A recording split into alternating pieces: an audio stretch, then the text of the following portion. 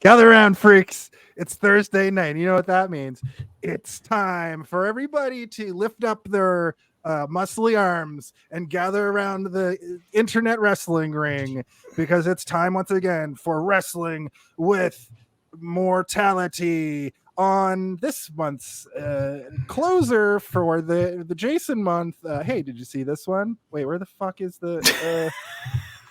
I was stalling so hard that whole time. I could tell. Gather round, freaks, because it's that time of year again. The time of year that one of your hosts subjects you to something guaranteed to bend your mind, body, and soul. It is with great pleasure that we extend to you an invitation to delve into the realms of extreme sports and theatrical magnificence. Prepare yourselves for an experience like no other, as Hey, Did You See This One?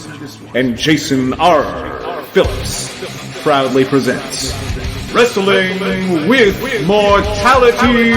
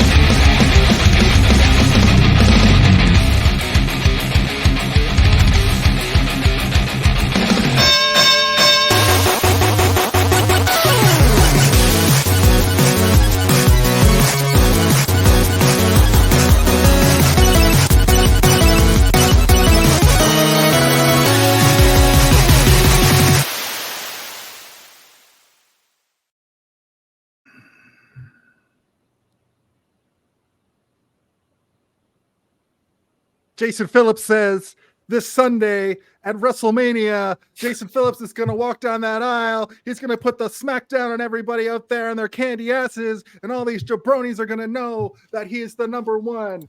Hey, did you see this one? Birthday chip. If you smell what Jason R. Phillips is cooking. And this week, we're wrapping up Wrestling with Morality Month. My name is Jason. I'm joined with my co-host, as always, Steve Waters. That's me. 133, season 2, episode 32. And we have a guest this week. And this week's guest is Jake Thurgood. Jake Thurgood.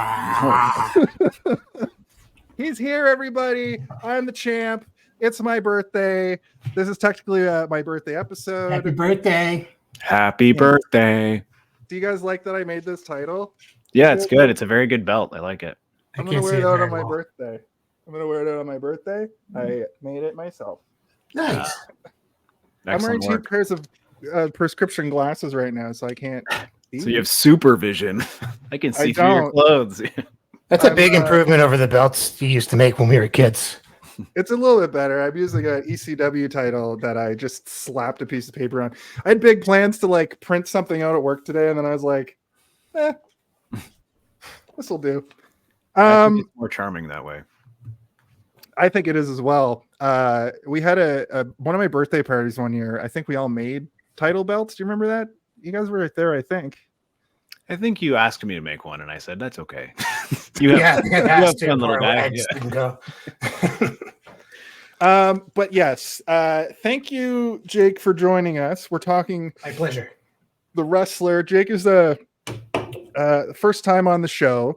Can I get some applause for our first time guest here, Mr. Jake Thurgood? Yeah. Welcome. Welcome. Oh yeah, turn it up. Yeah, turn it up. There we go. Me and Jake go back almost as far as me and Jacob from a couple weeks ago. They've been feuding for my love our whole lives, and I've been feuding for theirs. So we're going to have a great conversation about wrestling. It's going to be kind of like the last couple of weeks where Steve listens as we gush about professional wrestling, and Steve's like, I know some of the words you're saying. But before we get to that, listen, I do the audio for a wrestling YouTube channel. I know all the words now, okay? it's true. I don't know what they mean, but I know them. You don't know the words. This movie sure shoehorned them whenever they could and really beat you over the head with them. You should know them by now. Yeah. This movie helps out the layman when it comes to wrestling. One of the movies we did this month was the whole movie was them just going through the vernacular of wrestling and explaining what every word meant to you. And I was like, okay. That's a movie. Now I know this information. Yeah. But we do start every week off. We used to call it fan guessing game, but I had an epiphany. This segment is now called, Hey, can you guess this one? Congratulations! You have successfully guessed the correct answer, which is the answer you provided. Congratulations! Congratulations. That's right, everybody. We actually had some people get this because the poster's pretty iconic. Looks a lot like this guy right here. I couldn't find the action figure. I don't have the action figure here that they actually use in the movie, which I believe is a Jack's Edge figure. But this Chris Jericho figure that I have actually looks exactly like Randy the Ram. So, did you get that from me? Probably. I remember buying that. Look, check this out. Check this out. Check this out. Check this out. Oh, what are you doing? Oh, no. Oh, he's doing it. Oh. This is how Larry David laughs. Nice. After a great start, folks. That's right. Here's a picture of Vader. Dark. Okay. This week, legendary for being this smelly. He'll fart in your face if you're able to powerbomb him. He's the That's smelliest wrestler, isn't he? That's what I heard. In the pre-show, we were talking about what if you got somebody up for a power bomb and they farted in your face. I was thinking about that a lot today. Anyway, in private. Why don't we do a simultaneous thing where I read off the messages from the people who got the guesses right, and you put the comments on the screen. I think you've been doing it already. Mr. Miyagi is here in the chat tonight. Don't get too excited. Live Long and Podcast has made an appearance, but Simon Frazier did get it right. Is he here? No, he's not here, but he did get the movie correct. He might be here. I don't know. He's ever present. He's omnipresent. He's omniscient. He said Marisa Tomei shows her boobs in this movie. And, we'll talk about that. Will we? Do we need to? I think that I'm going to retire from this podcast after this episode. We're going to be talking about it. Oh, yeah. Jesus Christ. Okay. Yeah, Steve hates sex. Nope. I'm sorry. No, he hates it. He hates it. No, I get why you didn't. The reason why I want to bring it up later is the reason why I think you didn't like it. Anyway, that's for the body. I didn't like it. It's just very not sexual in the movie, and to talk about it and be like, "Oh, awooga," is just not the point of the nudity in this movie. I wasn't gonna do an awooga. Well, I did masturbate to it. Craig Webster, fan of the show, friend of the show, former co-host of mine, guest of the show. He said, "Happy fucking birthday, Jason." You got it correct. Some random person from the internet got it correct. His name's Luke Patterson. He said, I have a podcast episode called Check Out My Podcast. That doesn't make any sense. Anyway, the podcast is called Poems of the Dark on Spotify for podcasters. I would imagine it's ghost stories, but I don't listen to these podcasts or vet them. So it could be like an alt-right thing. So sorry. Okay. Also, friend of the show, guest of the show, fan of the show, Noel got it as well. They don't usually want to say any message, so I just want to shout out their podcast, Stick Taps and Stitches for hockey doodads and whatnots. They have a hockey podcast. And finally, Ouch, Was That a Ghost podcast? Who gets the movie every week, correct every week. They have a podcast, and that's what it's also called. and I think it's also about ghost stories. So a lot of ghosts. We're going to be talking about ghosts. Was he a ghost the whole time? Goblins and ghouls. Ooga googa. Nope. Okay, so that went great. It is, of course, now time for me to do some business. Please follow us on all social media. Please just go and click a button. It takes 10 seconds. If you're listening in the future, retroactively do it. Jake doesn't know who Miyagi is. He can probably take 2 guesses based on things that you say. Pat Morita? It is Pat Morita from Beyond the Grave. Easy, stupid. I put this Bullet Club t-shirt on over another t-shirt, and it's not great for how high energy I am right now. I lost my train of thought. Oh yeah, you can find us on all social media. You can find me there. You can find Steve there. Jake, I'll let you plug all your stuff at the end of the show. Okay. But just take 10 seconds and follow us at Hey Did You See This One? Additionally, White Bat Audio. We use their music at the beginning of the show for the pre-show typically. Sometimes in our intros we use it. Go check them out. DMCA free music for all you podcasters out there. And this podcast seems like it's very much like in the movie Airheads, how they're sick of bands playing for the other bands and their girlfriends. This podcast is your podcaster's favorite podcast. So this one here? Yeah, it is. I'm coining it that. And also other podcasters are the ones that are listening to it. So that's great. Why don't we just go around the room and talk about our brief history, Steve? A brief history. It must be hard to be a champ because you're always having to do that thing where you adjust the title. Or hold on to it like this. Like when wrestlers Probably do much heavier than that belt too. Hey, what are you talking about? This is the 10 pounds of gold right here. 10 pounds of NWA, gold. brother. This, of course, is a segment where we talk about our brief history with the film. Finally, after 4 weeks, we have a movie that came out that's worth talking about a brief history about, and also came out more than 10 years ago. So, as we are wont to do around here, it is a time-honored tradition to give our guests the first opportunity to give their brief history. And what we've been also doing, Jake, is talking about our favorite wrestlers. So give your brief history of the film, and then tell us your favorite wrestler. My brief history of the film The Wrestler? Yeah.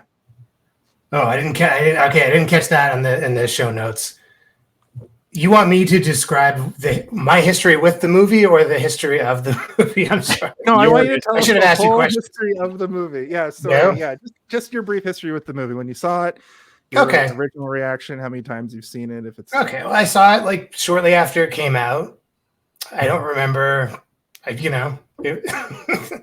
The Wrestler. It's The Wrestler. It's great. I watched it last night with Alina, and I took copious notes. sick. You can see. No, you're not gonna be able to see that. It I says, like wrestling. "I don't like wrestling anymore." Oh. It bummed me out. I came back around though. I watched some wrestling afterwards and got back on the horse. But we'll talk about the movie, obviously. But God, it was a little depressing. And what else did you want to know? Just who's your favorite wrestler? Oh, okay. Well, of all time, Owen Hart was my guy. Then he fell off the roof. We watched that live. And now, who's my favorite wrestler now? Jason, who do I like? You like Andrea Lidolo, I think. What? It's Sure. a thing. I've always thought that you liked Spanish wrestlers, like because you liked Savio Vega that one time when we were. Yeah, I like Puerto Rican wrestlers. Get it right. Okay, well, Cesaro. I'm a Cesaro, Claudio Castagnoli guy, and he's in the movie. He's in this movie. Yeah. I think Kenny Omega might be up there for you. John Moxley, maybe. You don't know who's me your at all. favorite wrestler? Like, who is your I don't favorite? know. You had more Owen answers Hart. than I did. I think Owen Hart is probably the answer to that question. Honestly, He's my whole time for sure. I said I dated somebody that also dated his son. really. How about that? What's their His- name and their address? Don't say that. Don't say either. Actually, just say the address. Yeah. What's the credit it's card Calgary, number? Alberta, if I forget the street. The Stu Hart Mansion, the Hart House. The Hart House, where boys got twisted up in pretzels in the basement. I see Miyagi said Jake the Snake. That's the perfect answer, of course. It's a good answer. Love Hey, Jake the- Miyagi, who's Jake's favorite wrestler? You might know. Well, we're not going to wait for him to answer. Yeah, I let's guess not not. talk to the chat like that. That's too much. We're gonna have That's to too much. Well, it says Jake the Snake. I thought that might be a guess. It's a Jake good the guess. Snake's the only other Jake I like in the world. You don't like Jake Paul? Shockingly, no. Okay, Jake. All right. Thank you. That's I would say Owen Hart is the best guess for that. Steve, Okay. why don't you go next? Tell us your brief history and also tell Jake about your favorite wrestlers. Okay. So I don't think I saw this in theaters. I don't remember seeing it in theater, but this is around the time where I was seeing everything in theater. So there's a chance I did. I just don't remember. I remember thinking it was pretty powerful at the time, and I haven't really watched it more than I think maybe like twice since then in almost 25 years or whatever. But I watched it yesterday, and then I watched a little bit more of it today again because I wanted to re-examine a couple of sequences and see if I could maybe pick a little bit more meat off the bone. But yeah, my history is I remember thinking it was really good, but one of those movies that's like, that's good, but I don't know if I can handle watching that again anytime soon. And I didn't do it until I had to for this podcast. And I feel the same way. I don't know if I'm going to be able to watch this again anytime soon. It's pretty rough.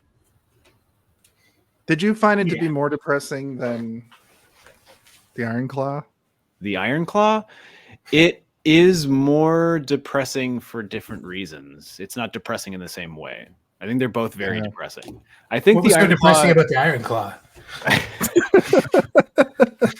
I thought it was a comedy. Yeah. I think that the Iron Claw probably wins out because it is a true story for the most part. But I mean, I don't think that this story is necessarily untrue either. There's probably so many wrestlers who go through this exact sort of thing, right? An era of wrestlers went through this. It's so sad. Like Virgil, who just passed away, like this was kind of his life without ever getting back in the ring, just like hanging out at wrestling shows and being depressing. And Brutus the Barber Beefcake still shows up at like the smallest events you've ever seen in your life, and he sits at that table and like little. He seems kids. pretty happy though. He's pretty happy. He's happy-go-lucky. Yeah. But anyway, yeah, you're right. You're absolutely right, Steve. And who were the favorite wrestlers that you had mentioned? Oh, I didn't mention any, but the ones that I mentioned previous weeks were just like, like the fancy ones, like Sting, all eras of Sting, green and gold Sting, blue Sting, black and white Sting, black and red Sting, baseball bat Sting. I like Rey Mysterio Jr. for the same reasons, because he's really colorful and wears a mask. I like the ones that are, showboaty. I kind of find a lot of wrestlers, like when they don't have some sort of weird gimmick going on, I'm like, why not have a gimmick? What do you mean your gimmick is jean shorts? That's not a gimmick. I mean, your gimmick is $3,000 shirts and telling people to. But then, I also wasn't candy asses. I was not a huge wrestling guy as a kid, so I didn't realize that a lot of those jean short wrestlers actually did have gimmicks. I just wasn't aware of their gimmicks because I wasn't paying enough attention. I like a good straightforward wrestler. Just I'm right here. Show me what, like the old timers. Lou Thez. Lou Thez. Yeah. I think I'll wrestle you. Come here. I'm right here. Show me what you got. But like the era of the gimmick is kind of done, right? Like you don't see a lot of new wrestlers coming out with some sort of heavy gimmick, and I think that we're it's about time that we get some real like superhero-esque gimmicks back again, or some like like D tier superheroes. Like the If you want to see stuff like that, Yeah. NXT is kind of doing that. The like farm league for WWE, Yeah. they kind of gone back to being big and bright, and people have actual gimmicks. There's like a mob family, and He's like the Tony Soprano guy, yeah. yeah, and there's a guy called Scripts, which I don't really know what his gimmick is, but On NXT, a guy just got canceled in real life because Ronda Rousey accused him of pulling the drawstring on her jogging pants. And so they fired the dude, or they took him off TV, and they had him whacked. The Sopranos guy whacked him on the show. So that's pretty gimmicky. They're killing people off. And that guy's gimmick was that he would come out and do a PowerPoint presentation about how he was going to beat you. So like a TED Talk. Yeah, that's pretty good. Yeah, TED Talk guy. Yeah. Yeah. Okay, I like that. I like a TED Talk. Like a wrestler who's like, all right, and then he comes up and he's just like, using hand gestures that are classic of the TED Talk. Sorry, but Steve, I gotta say, look up Tony Storm if you want to see a great modern wrestling. Timeless Tony Storm. She does a gimmick, a fading Hollywood starlet gimmick, like Sunset Boulevard, Norma Desmond. All right. And she comes out in black and white, and she's terrific. That's good. Yeah. See, I forgot to mention that to you. Actually, I think she should be the mascot of the show. In fact, because she's such a throwback to not only gimmicks but an old timey movie, and she plays it so well. And the funny thing about her, just as a side tangent, is she's gorgeous and she's a fantastic wrestler. And WWE wasted her and AEW wasted her, and then she started doing this gimmick, and she's fucking amazing. So. It's all about the gimmicks. That's why I won this title. They couldn't find anything for me, but they knew I was a good talker. So they put the title on me, and now I'm fucking running roughshod. I'm beating everybody. Anyway, I'm sorry. My history with this movie is that I saw it in 2008. I think I watched it one more time around then. I forgot everything about it. And then rewatching it today, it was easily my favorite of the 4 movies this month. I couldn't put it down. It was one of those movies where I was just like, even though I kind of knew what was going to happen next, I just wanted to see what's going to happen next. So that's my history with the movie. My favorite wrestlers of all time are basically like the Rock and Austin kind of era, and those guys specifically, but CM Punk is my favorite wrestler of all time. I'm very much not straight edge, which he is. However, I do like his ability to I could listen to him cut a promo for a whole episode of a wrestling show. Both times that he came back recently to AEW and then WWE, I was disappointed with the amount of time they let him talk, and then I watched the Ariel interview with him yesterday, and I just hung on his every word. I just want to listen to CM Punk talk. That's all. Okay. Anyway, I don't know who that is. CM Punk. Okay. Let's do some director talk. All right. Quiet on set. Are we rolling? Okay, let's shoot this piece of shit. Sound, speed, action! Wow. Darren Aronofsky has made Derby Dooby Derby of good films. I think that's debatable, but his movies are often prestigious. But I don't know if I would say that they're all good. I would say that some of them are good. Some of them are good at parts. Some of them are good at times. Some of them have a good thing going on. But I don't like more of his movies than I like. I like this one. I've only seen The Wrestler, The Fighter, The Whale, and that's pretty much it. What's The Fighter? The Fighter is his next movie where it's what's his face? Marky Mark, right? Yeah, and he's a fighter, and it's got Christian Bale as his like druggy like trainer brother, and then it's like damn fucking Boston over here also. And I remember it being good, and it being like weird that he followed up The Wrestler with The Fighter because they're similar movies, where he likes to do that shot where he follows people around with a camera. He didn't direct The Fighter. He didn't direct The Fighter. No. Well, fuck me. David O. Like, Russell. I don't think that he did that. Yeah, they have a similar visual style, I guess, but Yeah, he didn't direct that. He actually hasn't directed a ton of movies. Oh, he's done 19.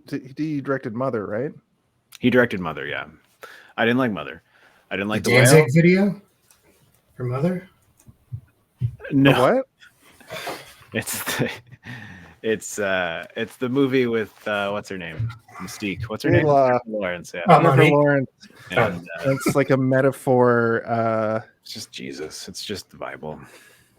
Yeah, she's like mom, and she's Earth, I think. She's Mother Earth. Anyway, Sounds like shit. I liked I liked The Whale. Okay, Steve didn't like The Whale. Most people didn't And- like The Whale, but it's that's just it's just because it's a bad movie. It's not though. Okay, we don't have to. That's not the movie we're here to talk about. Jake, what did you think of The Black Whale? Swan's all right. I didn't see The Whale. It's just a big fat guy who sits around for 2 hours. Yeah, I mean, kind of, but not really. Well, we're all happy. Oh yes. I was gonna say you don't leave his living room, and it takes place over the course of like the end of a week, so a Yeah. couple of days. I can do that at home. and it does get increasingly more depressing. A lot like this film. Yeah, I want to say hi to Stu real quick. Stu. Thank you. I mean, his sort of like blank check, I guess, movie, the movie that kind of got him in the vocabulary of Hollywood in terms of like names that are like, oh, this guy's an up and comer, we should give him opportunities, was He directed. Requiem for a Dream. Yeah. That's kind of the big one that every dillweed on earth has seen, including other people, mostly the You were dill- saying he directed Blank Check. No, yeah, his blank check was blank check. But I haven't seen Below, but I have seen The Fountain. I do like The Fountain, but it is a little bit tedious at times. It's like a sci-fi movie that takes place over the course of a billion years, and it's these two souls that are kind of constantly intertwining with one another. So it takes place during like the conquistador takeover of South America, and then like a modern story, and then a futuristic story where they're weirdos in space. Hairless. It sounds like a snooze fest or amazing. Mhm. Okay, well, you can watch The Whale and I'll watch The Fountain. Well, no, I'm just saying. Why are all those movies start with the? That's what I want to know. Did you guys like Black Swan? I think it's that one. I liked it when I saw it, but it's another one that it's a little intense, and Yeah. there are some certain themes that are pretty problematic and kind of hard to digest, but also truthful to, I guess, that industry. So I think it's an important thing to talk about.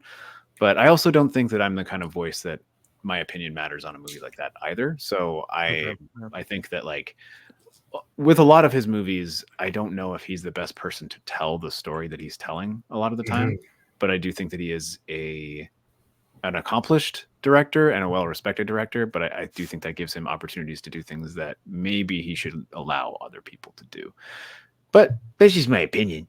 As far as this movie goes, like I'm sorry I'm being a silly goose, but like as far as this movie goes, directing wise, I really like some of the choices he made with conveying what it's like to be like a washed up wrestler. There's this one, like he does that following shot to Randy the Ram like a lot.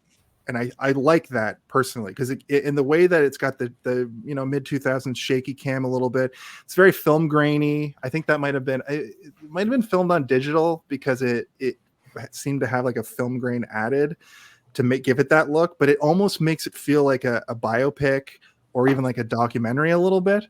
But there was that one scene where he gets that piece of shit at the grocery store once again makes him feel like an asshole. And then he has to go down and like deal with the people. He ends up having a great time, but as he's walking down the hall, and it's this like long extended shot of him walking down, and the roar of the crowd just sort of comes up, and you can see him start to get more and more hype. And then he gets to that Those plastic curtain thing. Yeah, the plastic curtain. And he walks through it and the sound stops. Yeah. And I just thought that was a great. That was the best shot in the whole movie. Yeah. And is that not, Jace? Like I thought about you when I saw that, because you and I know you're the same as me. That's me walking around in my life. I know, and I'm not even a washed up wrestler. I just want to be. I just want to enter a room, and it's not based on any actual memories for us. Yeah. Anytime there's a curtain, I'm coming through it. The movie was shot on 16 millimeter, which is why it's so grainy. So that is legit. That's legit grain. Yeah, I was like, I don't think it's digital, because it didn't digital, and when they add grain to digital, you can really tell, and it did seem natural. So I looked it up. I watched it in 1080p, and they didn't pop. That's why I thought it might have been shot in digital, because like, as you always say, like, you can up-res older movies. But they shot it on 16 millimeter, I think, deliberately to give it a dirty look, something that is a little bit grimy and fuzzy, because, like, you know, the smaller you go with film, the worse the quality is, right? So, like, when you film on something like IMAX, where the film is like the size of your entire torso, you're getting a lot of detail on that film. 16 millimeter, small. It doesn't capture light as well, and it's a lot, grainier. But I think that was a deliberate choice because of where this guy is in his life. They want everything to look grimy, right? Yeah, I've never seen a grimier strip club in a movie or a TV show than you talking about Cheeks? Yeah. CHEEQUES. The budget for this movie was crazy low, considering that it's, the middle of his career, and he's probably able to get larger checks for things. But I think that, the enthusiasm behind this story was probably not there at the time, because wrestling was not huge in 2008. I think it's bigger now than it was then. And then, obviously 10 years before that, it was bigger. It was kind of a downswing. We'll talk about it in the body a little bit, but it's like, this is a snapshot of what wrestling was kind of like in 2008. And it's pretty accurate. People liked hardcore, and people liked indies, and the people liked seeing legends come back. But just as a last note on this, like, director choice, getting Mickey Rourke to come back and do this, he was like kind of like in a washed up state himself in real life, as he was sort of wrong. What? He was on top of the fucking world at this point, man. This was when he was in the full-fledged swing of his career resurgence. This is like, I thought this was it, though. I thought this was his Robert Downey Jr. and Iron Man moment. No, this came out just before Iron Man 2, so that, like, he's already like I think like things like Sin City and stuff are when he's really starting to he was in Sin City, and that was like the big comeback. Okay, I think that was like 5 years earlier. I'm not saying you're wrong in the fact that he didn't have a career downswing. I'm just saying that this is like, he's already back, and like the fact that you did go wrong. Well, you were wrong. What you're saying was incorrect. I had to correct it, or else why am I big buzzer noise? Wrong. I had to yell at you. Yeah, we have a fart sound for that. Okay, well, Steve's here to correct me, or else I'll just say whatever I'm thinking and feeling. I'm here to stop Jason from saying incorrect facts with the confidence of a person who studied it. And that's probably 90% of your job on the show. I can see that. I'm a champion, okay? Yes. It's my birthday. I'm a champ. Oh, yeah, happy birthday. Thank you. But yeah, back to the budget for 1 second. It was only $6 million, which, is tiny for any movie, even 2008. It's like, no, that's not a lot of money. You can barely do anything with that. So I assume that Mickey Rourke did not take a very large paycheck on this, but he probably believed in the project. But the movie made $50 million almost, so that's pretty good. That's like some Halloween numbers there. Yeah, we should get a sequel. A lot of the actors in the movie were actual wrestlers. Yeah. And they're used to working for $50 and a hot dog. And a hot dog and a handshake. Yeah. This movie had more like wrestlers in it, I think, than even Iron Claw did. I was fucking R-Truth is in this movie. Oh yeah. Crazy. Yeah, it's exciting. It has he has an on-screen talking role, which means he probably got a decent check from this. Very early, he was in NWA at this point of his career. Right. That being said, though, you can tell. You can definitely tell that they paid and hired actual actors for Iron Claw, and in this they got wrestlers who sound like wrestlers who are trying to act. Oh, yeah. Hello, I am acting. Which is not bad. Like I kind of liked it. It kind of added a little bit charm to it. And like you said, there is a documentary feel to it because the camera is handheld and following them around. It feels like you're following real people around, not actors who are, have been rehearsing their lines for weeks. I think that benefits the movie. Sorry, my phone. Since we've already sort of started to go that direction, why don't we get into the body of the episode? The body of the episode. This is, of course, the point of the show where the podcast of it all, if you will. Hey, did you see this one begins and ends with the body of the episode. All the rigmarole has sort of been taken care of, and now we're going to talk about the movie at large. I have been taking less notes, yet we somehow have been going longer than ever, much to the chagrin of many people, which is fine because you're just here to hang out with us. It's my birthday. This is a birthday party. We got a big group watching tonight. I like it. It feels good. Feels good to feel good, friends. I do have to get going in about 5 minutes. Well, he jumps off the top rope, and who knows? Well, we'll see next week. I will say the whale, and that's true, World Mind. Let's talk about that off air. But this movie and the whale have like the same ending, basically, and this does it a little bit better. The like, what happens? Maybe not.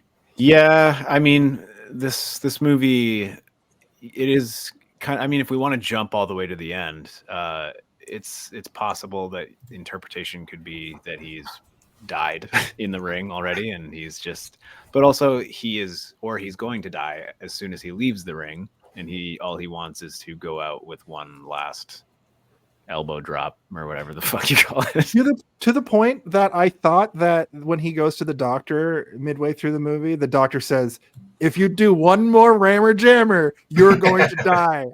For some reason in my head, it's like the last 12 years or whatever, I thought it's like The Simpsons where he's like getting shot in the stomach with the cannonballs or whatever. Like, if you take one more cannon to the stomach, you will die. When me and Alina were watching it, like before he does the ram jam, but in that match, the last match when he starts having heart stuff, we were imagining if they cut to his doctor in the stands, like holding 2 hot dogs, and being like, don't do it. Yeah. I told him. Yeah, I told him not to do it. And then there's like, everything leading up to that, like the poetic. Oh, very nice.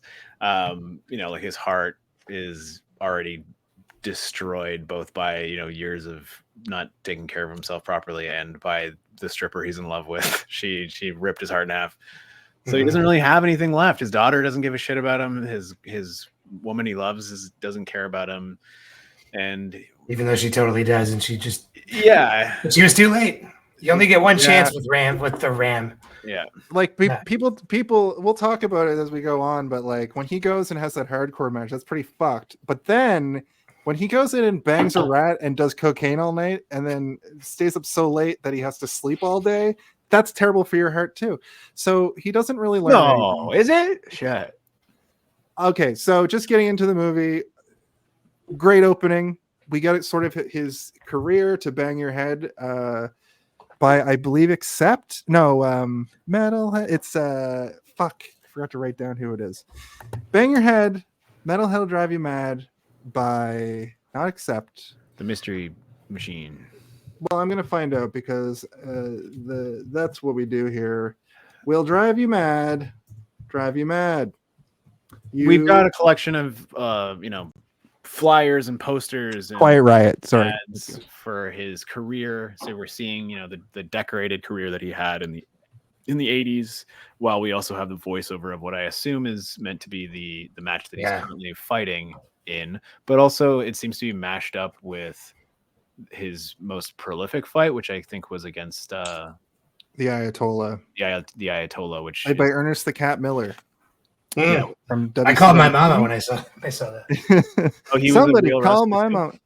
Yeah, he was in WCW during the time that Sting was black and white Sting. And the reason I ask is because his acting was actually seemed to be a little bit higher of a level than some of the other wrestlers. I think he's like so Chavo Guerrero, cousin of the legendary Eddie Guerrero. They're cousins, right? Chavo, nephew, and uncle.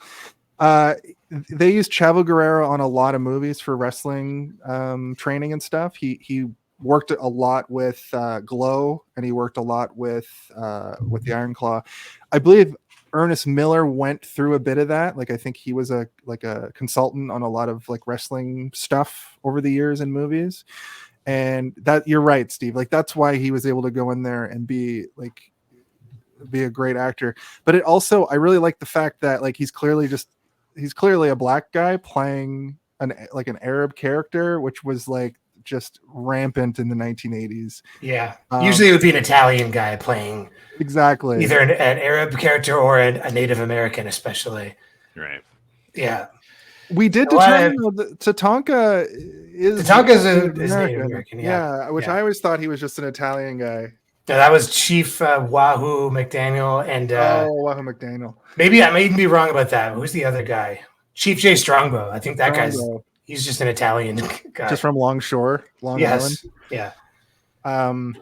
Right. And this is the representation in this. We don't really get to see, they don't talk about like a big company in this movie, really. Like they don't talk, I'm going to make my way back to the WWE. None of that stuff really happens. In this, he's just sort of like, he stays washed up and works the indies and goes to like fan festivals and stuff. But this moment during the credits was good because you kind of see, it seems like he was like a Hulk Hogan almost, you know, like he was like at least the top of the indies, you know. Main event at Madison Square Garden, brother, back in the he's got action figures, so he was which it's kind of hard to buy him in that super hardcore CZW match. Like there are like the old timers who do hardcore matches, but a guy like him, he's hoping maybe this rematch the right people will see it and I can make a comeback. You're not gonna make a comeback wrestling Necro Butcher. I kind of read it as him looking for a payday though. Yeah. That's what that. Oh yeah, that's right. He can't afford his trailer. Yeah. Yeah, and he's like, no, I gotta go do horrible blade jobs all over myself. Well, that's quite a fall from grace. Like, considering he doesn't seem to have like any major drug problem or anything in this movie, right? Just a casual drug problem. Just like we all have. Speaking of which, addicted to like being jacked though. He's got that like body guy constantly on steroids. He had to pay it was almost $1,000 for all those drugs that he grabbed. That's right. Yeah. He's just addicted to looking beautiful. Yeah. Brother. It is wild because he can't afford to stay in his trailer, but he's doing all these things. He's working out, but he's also going and getting tans and getting his hair dyed. All of this stuff is expensive, right? Like, and go to that strip club to have someone to talk to. That was his therapist. $60 if I recall. Yeah, the first time they're like having a nice time too, and it's like that'll be $60, and he's like, all right, they're beautiful. All right, brother. All right, brother. This opening sequence too, like they show his face in those like newspaper clippings, but then we get a good while in the movie itself before we actually see his face. This is where I noticed that they follow him around a lot, just kind of show where he's going. And this is, he pulls up to his trailer. He's knocking on the landlord's door trying to get in, and then he ends up falling asleep. In his van. But then we get one of those. This movie ebbs and flows with like heart wrench and heart warm. That's a bit of a heart wrench. That's sort of foreshadowing how bad it is for him. But when he wakes up to all the kids that want to play with him and wrestle, and they all know who he is, like those moments feel good. Iron Claw didn't have a lot of those that ebb and flow. Jake, did you end up seeing Iron Claw? Yeah. Well, you know the story. They represent the story very well in this movie, and it pretty much like has a good first act where you're like, things are going good for this old Von Erich family, and then the next two acts is like it just.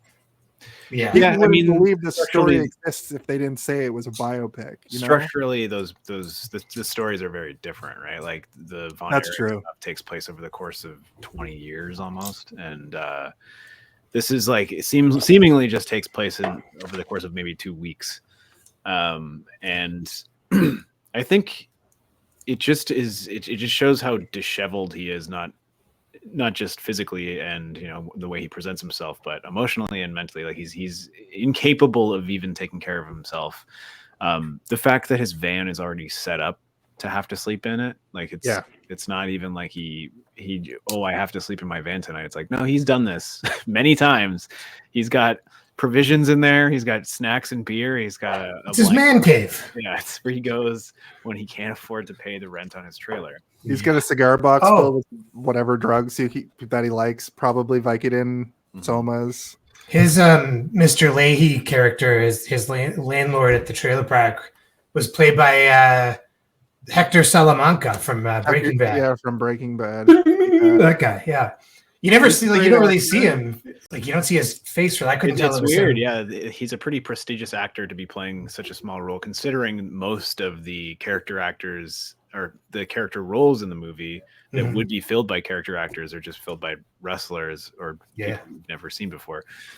He's actually hilariously fourth billed in the movie because he's up there. He probably had a larger role. There was probably some sort of larger character that existed in. I bet you're right. Yeah.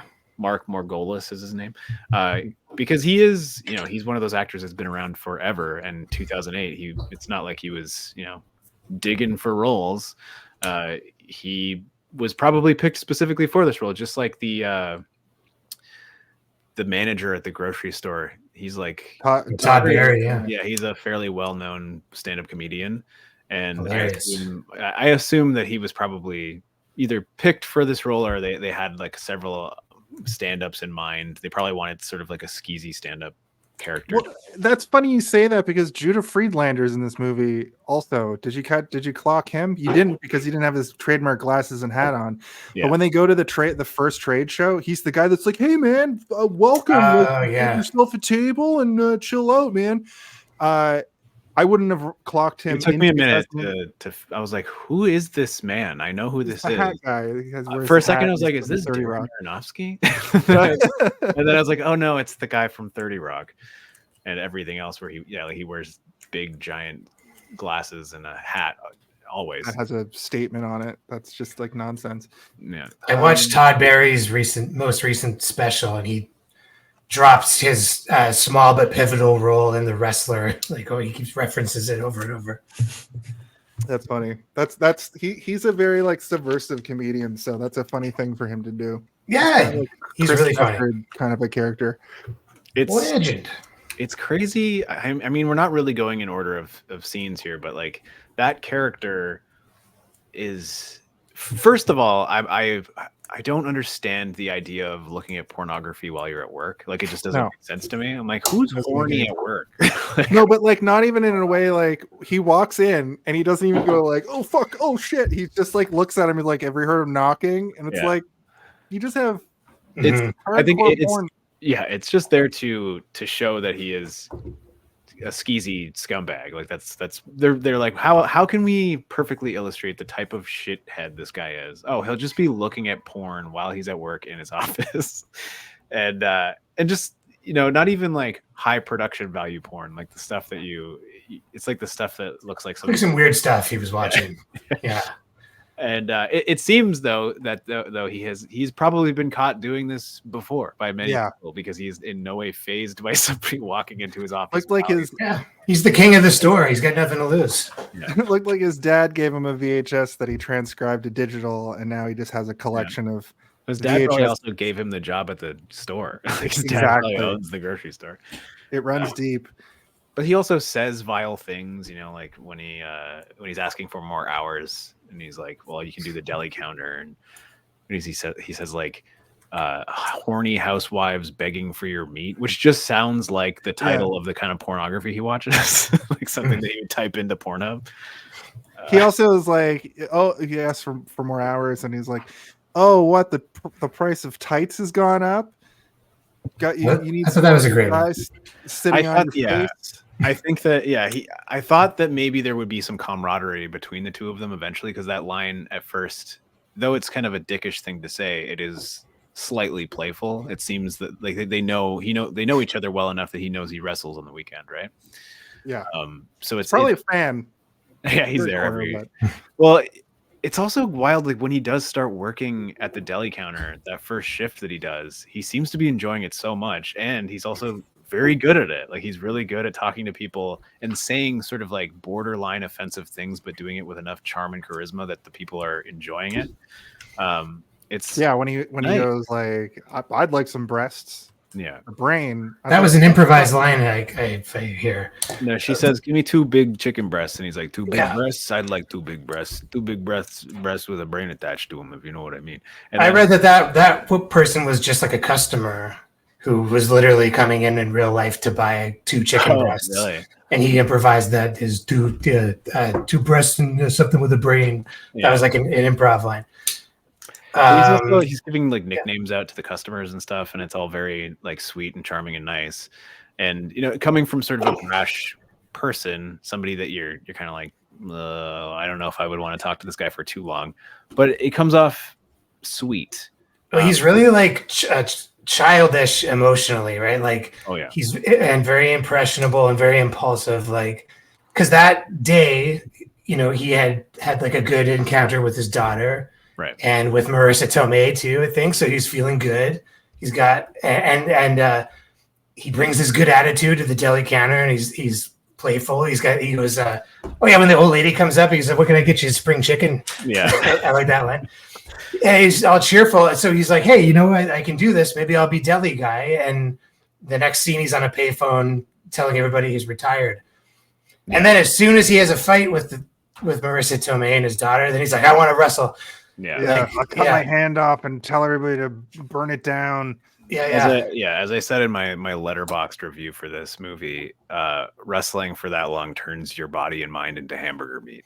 You basically are just like, you are a slave to your emotions and the environment and the experiences you have that day. You can wake up in a good mood, and two bad experiences later, your whole day is going to be a shadow of those bad encounters. It's interesting because Kevin Von Erich dodged the bullet of being the star guy so many times that he still is like around to this day, and he's like coaching his sons, and it's very sweet, and he never really became that grizzled vet, like washed up guy, because he never reached those heights. But all of his brothers who did, if they hadn't have like died or killed themselves, they probably would have ended up like Randy the Ram, trying to go, man. Kerry Von Erich would have ended up like Randy the Ram, because he's already getting to that point in his like late 20s in during that era when he was in WWF and was the IC champion. Moments later, he just can't take it and fucking dies. Yeah, there's also like an additional layer to professional wrestling that doesn't exist in other sports, right? Like it is a sport. You have to be an extremely strong and talented athlete to be able to accomplish goals within wrestling, right? Like, but you also have to have the ability to act, the ability to be charismatic, the ability to sway an audience. It doesn't matter. Those things don't matter when you're an athlete in, a regular sport like baseball or football or basketball. You just have to be good at the sport, right? And people will love you no matter what. Whereas wrestling, it's like, no, you also have to be a persona that people enjoy as well. And we don't get a lot of backstory on the Ram himself.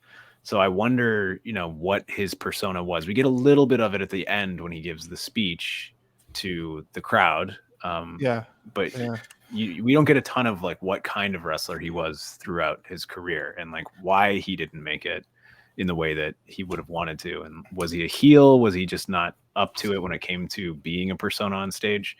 I don't know. One thing a lot of wrestlers have in common, and a lot of the most successful wrestlers, is like having had a hard childhood.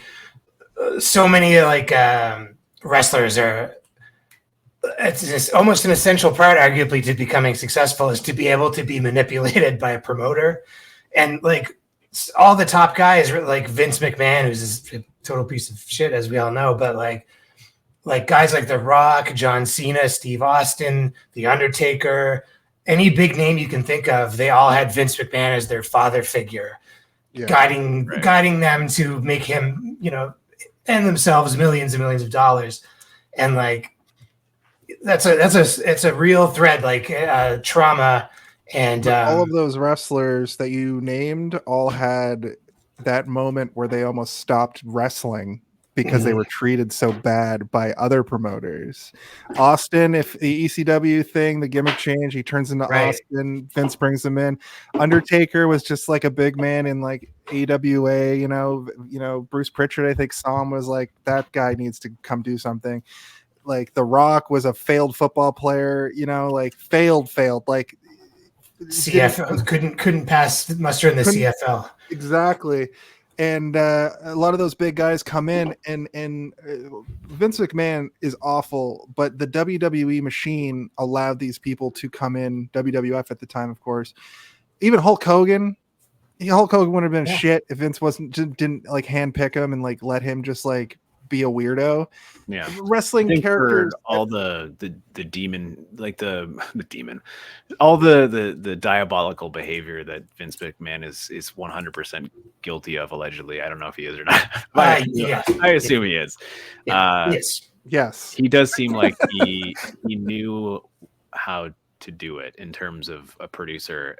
He had a creative brain, right? But he also was for one very specific thing, though, and that's turn somebody's personality up to 11 to make everybody millions and millions of dollars. They all call him a father figure. Every one of them. They all literally say that Vince is like a father figure to me. They all say that. Even guys who are, most of them are like, a lot of them the same age as him or just a little bit younger than him. He's like that to me. He's like, you're older than him.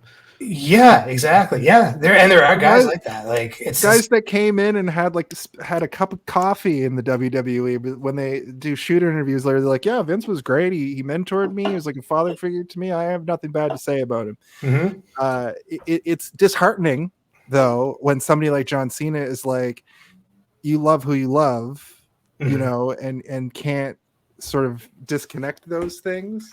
Yeah, it means that he might have groomed all these young men, maybe not in a sexual way necessarily, but in a mentally. I mean, when you move sex from grooming, it's still grooming, but the word doesn't mean the same thing anymore. That's how you get wrestlers. That's like literally what you do. Yeah. You groom people. And also I think he groomed some people sexually. Yeah. Shawn Michaels. We do get a little bit of, as you were saying, Steve, we don't get a lot of, you know, Randy the Ram. He's sort of interacting in this new, it seems like he's been thrusted in this new world. And the first time we see conditioning, I guess, Tim, that's a good point. Conditioning. In this first wrestling segment, he goes in to be like, you know, I think he must be the champion of that indie fed. There's the big up and comer guy who's trying to like get over. He's got like a punk gimmick, which at the time, ironically, would have been big. Now, not so much. I like his look. I like the choker he's got on. I like his mohawk. I like everything that's going on with it. It's a fun look. At the time, it was.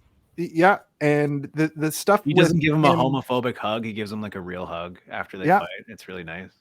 But when he goes up to him and he's like, and Randy the Ram is like, I know you've been like passed over a little bit, but you got the look, brother. And you know, the bigwigs don't really want ability, you know. And I thought that was a slight until the end of the conversation where he's like, you got the ability too, you know, just keep working your. I thought that was genuine, and this whole sequence was. Fucking Stu. I would never say that. I would never say that. He's not a boy toy. He's not a boy toy. But my point is like the realism of the showing an indie like that. Like I'm going to do that tomorrow night, and that's kind of the vibe of all these wrestlers sitting around yucking. Oh my god! Every single one of the fights in this movie, I'm like, oh yeah, this is like Super Kicked. This is what I imagine Super Kicked is like behind stage. I've been in the back areas of the Great Hall, and they look like these rooms that they're sitting in. And Jason, you've had some of those old timers. Like you had Nikolai Volkov there, right? Like not partied, but I was on a show that had Brutus Beefcake, Nikolai Volkov, and Virgil. And it was literally the younger guys laughing it up and then going up to these legends and asking them these like questions the way that Randy the Ram is being asked these questions by the up and comers. And it's the same. Nikolai Volkov was like an Ayatollah figure, like a Russian Ayatollah, Bolshevik USSR guy from the 80s, from like Randy the Ram's time. And yeah, Jason, like those guys are around. I've mixed it up with some of those guys too. I know Brutus the Barber Beefcake. Yeah, You got to train with fucking Jake the Snake, that's right. Yeah. who is a demented pervert. He's largely the Mickey Rourke's character is largely based on Jake the Snake, like his stuff with his daughter and trying to get his family together. You know, the Darren Aronofsky obviously watched that documentary.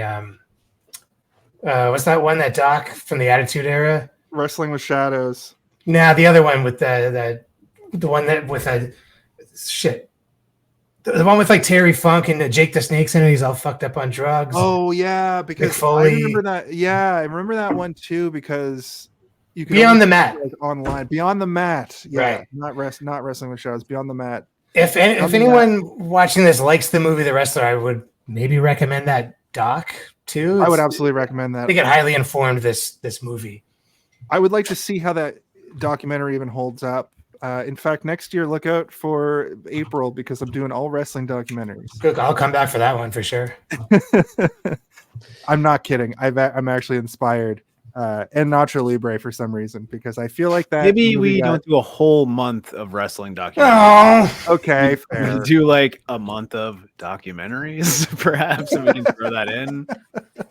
No, we're doing all 30 on 30. What's that ESPN show? And they're all going to be the wrestler ones. No, I'm kidding. But yeah, this sequence was all of the wrestling behind the scenes stuff in this movie is very accurate. As somebody who's been in that like quite a bit, I kind of reflected this month on how much wrestling I've managed to be around, and I've kind of, even though I only do one show a month now, there was a 4-year period where I was setting up the ring, taking down the ring, you know, flyering, training, all this, and now I have the luxury or the privilege to just work once a month and go out I remember there. my mind was blown that you were the announcer and they were making you take down the stage. I was like, what? You're the announcer. And I was paying the them. fuck are you? Yeah, and you're paying them. yeah. What the fuck is going Hey, on man, here? I've paid to do the free labor of putting the ring together too. I remember like And I got head trauma too.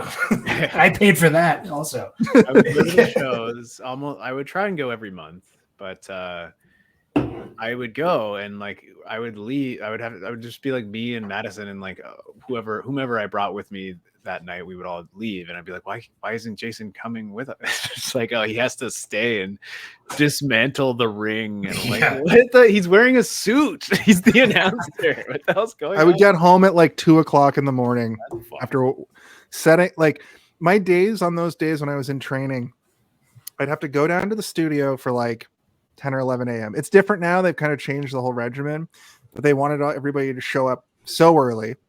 You'd kind of hurry up and wait, tear down the ring at the studio, take it over, set it up, hurry up and wait some more. So it'd be like, set up the lights, go do this thing, put up a sign, flyer, blah, blah, blah. And then I would announce the whole show, 3 hours. Back then the shows were much longer. Take down, yada, yada. And I wouldn't get home till like 2:00 in the morning. And I remember a lot of good times that were very like these moments adjacent where I'd be sitting in like a U-Haul with my buddy Stratosphere. If you have been to Super Kicked, you may know him. We'd just be sitting there shooting the shit at 2:00 in the morning in a U-Haul. And like, that's my like, hey brother, you know, in my day, we used to sit in a U-Haul and shoot the shit at 2:00 in the morning and bang rats. Chill the fuck out, Jason. Good God. I didn't bang any rats. Okay. I was very. No, it's one of those things where you're like I don't get it, right? Like, I don't understand how they could potentially put you in a situation where you're going to injure yourself if you're the voice talent of the microphone, or like any kind of, just keep you happy, have you keeping your voice quiet and drinking like tea and honey behind stage up until you have to go out there with the microphone. That's how it should be, not lugging metal around. No, that's kind of what it is now. Like I show up kind of like an hour. I think they probably realized after a while, like, oh, we need to make sure this guy doesn't just leave. Well, I don't want to shoot brother, but there was a factor that made it. There was a person that wanted the things to be a certain way, and when that person left, I got called back, and then the person who called me back was like, "It's not like that anymore. Give me another shot." And since then, the only thing that stopped me from doing it's the pandemic. And even during the pandemic, I did some risky bids for them, but we're not going to get into that. We're going to move to the next. There's kind of a toxicity like that seems to be being phased out of wrestling lately, but it used to be like, and still is, I'm sure, in many parts of the world. Like, you think you're like, hey, when I was coming up, I didn't get paid, and I had to put the ring. You think you're better than me? Like, you think, you know what I mean? It's that's paying like, your dues. It's just that attitude in general is being phased out of the world. Because thank God. We need to stop that kind of shit. That's the attitude I grew up with. Like my grandfather drilled that kind of stuff into my head. Yeah. Well, I mean, even like just one generation above us, their parents and stuff, like they'll still kind of do that. But totally. You know, I think that it's the discussion channel is open a little bit more clearly now, where you can be like, yeah, just because something really bad happened to you doesn't mean that something really bad needs to happen to me, especially if I have the ability to stop it. So anyway, we don't need to talk about trauma, generational trauma. Sorry, I keep bringing it up. That's what happens when you bring me on. Trauma accidentally. It goes right down to the handshake thing we were talking about during the kayfabe episode, where when I started, you were expected to walk into a room and shake everybody's hand. Yeah. And now, even 8 years later, nobody really does that, and everybody thinks it's kind of silly. But there are old timers that'll come around like sometimes and be like, "Why didn't I get my handshake?" What does it mean? Like, it's so dumb. Man, did you just get off the subway? I don't want to touch your hands. Wash your hands first. Yeah. Exactly. These old wrestlers too. I don't want to touch it. I have to touch everybody. I remember when I was training. Yeah, like I knew about the handshake thing, so I made sure to go around and shake everybody's hands. And I missed one guy. One guy was in the bathroom or something. He didn't happen to be. I didn't see him, and I got like chewed out for it. I was like, I shook everybody's hand, but that one guy. I'm trying. And I shook 99% of hands. They're dripping wet. They're like, you're a bad boy. And then somebody takes you aside and they're like, you didn't shake this guy's hand. Yeah, that's what happened. Like, fuck off. Well, that guy who didn't get his handshake complained about it. You didn't shake my hand. Imagine saying that to somebody. Yeah. He didn't shake my hand. Anyway, I don't shake hands anymore. It's gross. Yeah, we're post-pandemic now. We're moving on from that too. That's good. Yeah. I gotta help my cat out a bit. Now I just blow people kisses. I go, hello. Yeah, I'm gonna walk into the show to. Whoa, it's a cat. I can't. Like the second cat, fourth animal. The match with the punk guy is pretty good. He definitely gigs. He definitely does a little bit of the forehead cut. And this is when I noticed that they play a little sting for certain things that is kind of interesting. Anytime Sting, the little stings for his heart-related stuff start here. Yeah. When he gigs himself, we call it the heart sting or the heart string. Heart sting. Yeah. And then on top of that, did you guys notice every time he takes his ear thing out, his hearing aid, it goes like a little like feedback sound? Like that seemed like a weird choice. That's the sound of getting a concussion, by the way. The feedback? That sound. That's what I heard. I got one in the wrestling ring, and that's what it sounded like. That's what Hans says. I think I got to get out of the ring. Yeah. Oh my God, your brain is bruised. Yeah, big time. Also, I noted that the Ram Jam is such a dumb move because it's just a flying headbutt, but he doesn't block it. He doesn't. What is that move? He goes like this. He goes like this, and then do a flying headbutt. But the stupid thing about it is that like you're supposed to like guys, put your hands down. It's supposed to be the Ram's horn. I get that. Okay, well, maybe you didn't because it seems like you didn't. I understand why he does it. I think it's dumb from a. It's not a move that exists. It's actually impressive that they made it they invented a new move for the movie. Mickey Rourke came up with that himself. He went, yeah. I love it. Okay, Mickey. Your best impression yet, I think. Mickey Rourke. Other than that sex food movie. Yeah. 9.5 weeks. He was so great in this movie, for God's sake, He's Mickey so Rourke. good. He was so good. I was moved by his performance. It's amazing. So real.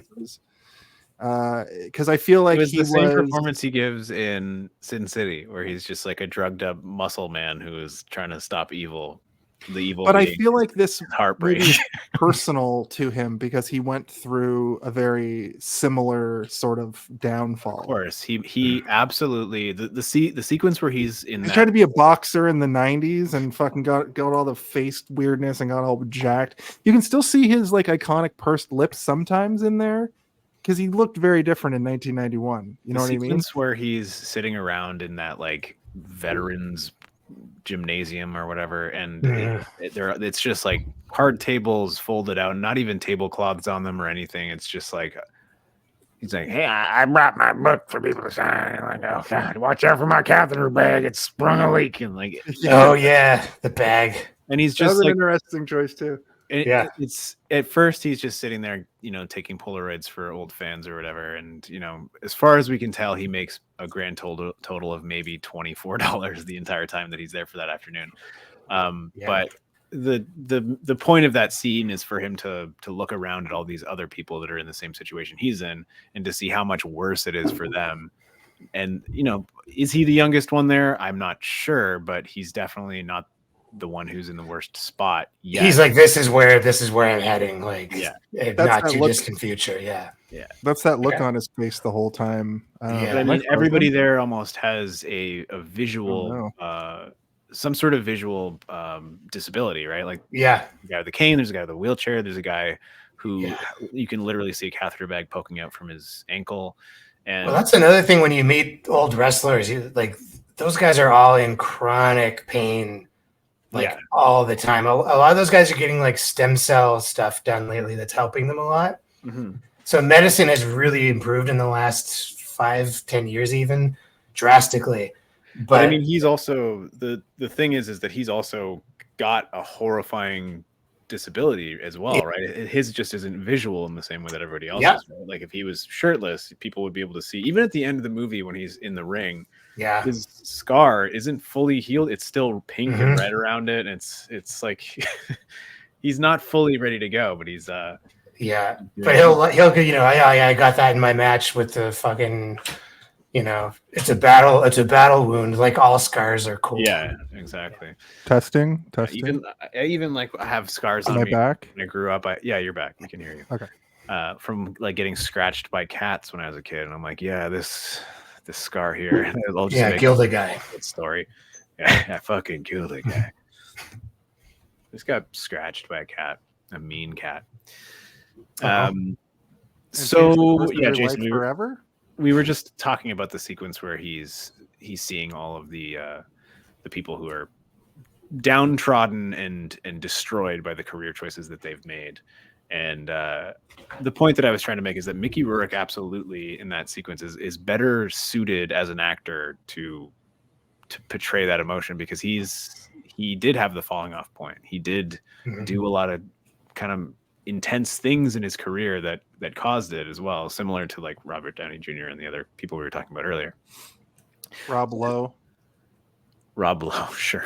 Let's not talk about his crimes because they're not safe for work. I saw Roddy Piper saw when he went to a screening of this movie and he wept, he broke down and cried and then he basically played the wrestler on It's Always Sunny. Yeah, right. The maniac is basically that like this character. What Roddy Piper said about Mickey Rourke, he was like, what he got right was that, you know, when he's not in the ring, he's gentle. He's like, wrestlers, we're gentle when we're outside of the ring. Right. He does have that gentleness, right? Yeah. Gives the wink to the kids. You know, he's quiet. We're not wants to animals. He's like a hero. People. And wrestlers are gentle. Have you ever seen Hell Comes to Frogtown? Anyone? No. You should watch. It's a Roddy Piper movie where he goes. I will. I'm actually going to write that full down. Of frog people. The concept is that he's one of the few men left on Earth whose sperm works. So the government captures him and has essentially qualified his genitals as a weapon for the government. Yeah, I've read the Wikipedia for this movie like more than once. Yeah. It's fucked. It's a fucked up movie. And then when you get further into it, it's even weirder. But I would love to do a Roddy Piper. I know we've only done one Roddy Piper movie on the pod, but he has lots. He has tons of movies. Anyway, this is a discussion for another time. But he is a wrestler. Maybe wrestler actor movie month. The wrestling element of being gentle, you have to be gentle in the ring, right? You don't want to go in there and injure you're basically relying on the other person to not kill you or drop you on your neck or your head, unless you're in Japanese wrestling. But then you get your neck so strong that you can be dropped in your neck repeatedly. But I digress. The point is Jace, can I say this ties back to our handshake conversation? Are you going to mention the wrestler handshake? I was, because in the movie Kayfabe, they lampoon that a little bit. And nice. When they shake hands like this as like a joke. Cool. But they do talk about the fact that if you shake a guy's hand and he doesn't fucking give you the death grip, you know that he's going to be a safe worker in the ring. But if you get somebody like Michael Elgin, who's a piece of shit, and he fucking crushes your hand and then makes you feel like an asshole in the ring, like while you're both just doing acting, he's an asshole. He's going to hurt people. Yeah. Fuck you, Michael Elgin. But yeah, Steve, that's the thing. Not only do you have to shake all the old timers' hands, but they have this. They give you a really limp handshake. Yeah, like a queen, like the Queen of England. Yeah, just to show that. Oh yeah, you saw that other thing, but yeah. But not only do you have to do it, but it's gross. You're gonna get him up for a power bomb, and he's gonna fart in your face. It is weird when you shake someone's hand and it's like the bones are made of rubber. Like you're just like, what the heck? What's going on? Nobody likes that. No. I heard that about George W. Bush. Somebody said he had a. Was it Hank Hill? A limp wrist. Yeah, that's right. I just said that as a fact. He had a I heard. Do I look like I know what a JPEG is? I get my news from King of the Hill. Yeah. News from 2003. Yeah. So they're setting up a sequel to the greatest feud of all time, the Ayatollah versus the Rampart 2, which is sort of the like Chekhov's gun of this movie, where they set it up in the first act and it kind of plays out at the end. Then we're introduced to the strip club, Cheeks. I'd never clocked that it was called that. And this is where I want to talk about the nudity. That it was called. They say it so many times. I didn't even. I just went over my head. And also, they show so many cheeks. You get to see Rourke's cheeks a couple times. You see Marisa Tomei's cheeks a lot of times, and then all the other people. So, what I'll say about Marisa Tomei, first and foremost, is she's like 40 at the time, which isn't like, it's old by stripper standards. But the way that they're treating her in this movie is like she's some old, used up, like. Well, the people. She looks like 10 bazillion. She looks so fucking good. Right, Jason, she's Marisa Tomei, one of the most beautiful people on planet Earth. Exactly. But then on top of that, there was clearly something where she just wanted to play a stripper in her career and do as much of it as possible, because they got their money's worth. They didn't need to do that much of her nude, I feel like, or something. How is her career going like at this time? I don't know. Because it's like, I mean, it does. It's a brave performance. Like it's like. But it's not a stripper movie. If it was a stripper movie, but I don't think. What I mean to say is that, like, I don't think it has this much. It's not a movie about a stripper. That's what I'm saying. Yeah, so you didn't need it, right? That's striptease, showgirls. I mean, there's literally breasts in every scene. Like the whole movie is breasts. Okay, but Steve, you're kind of missing my point here. What is your point? I feel like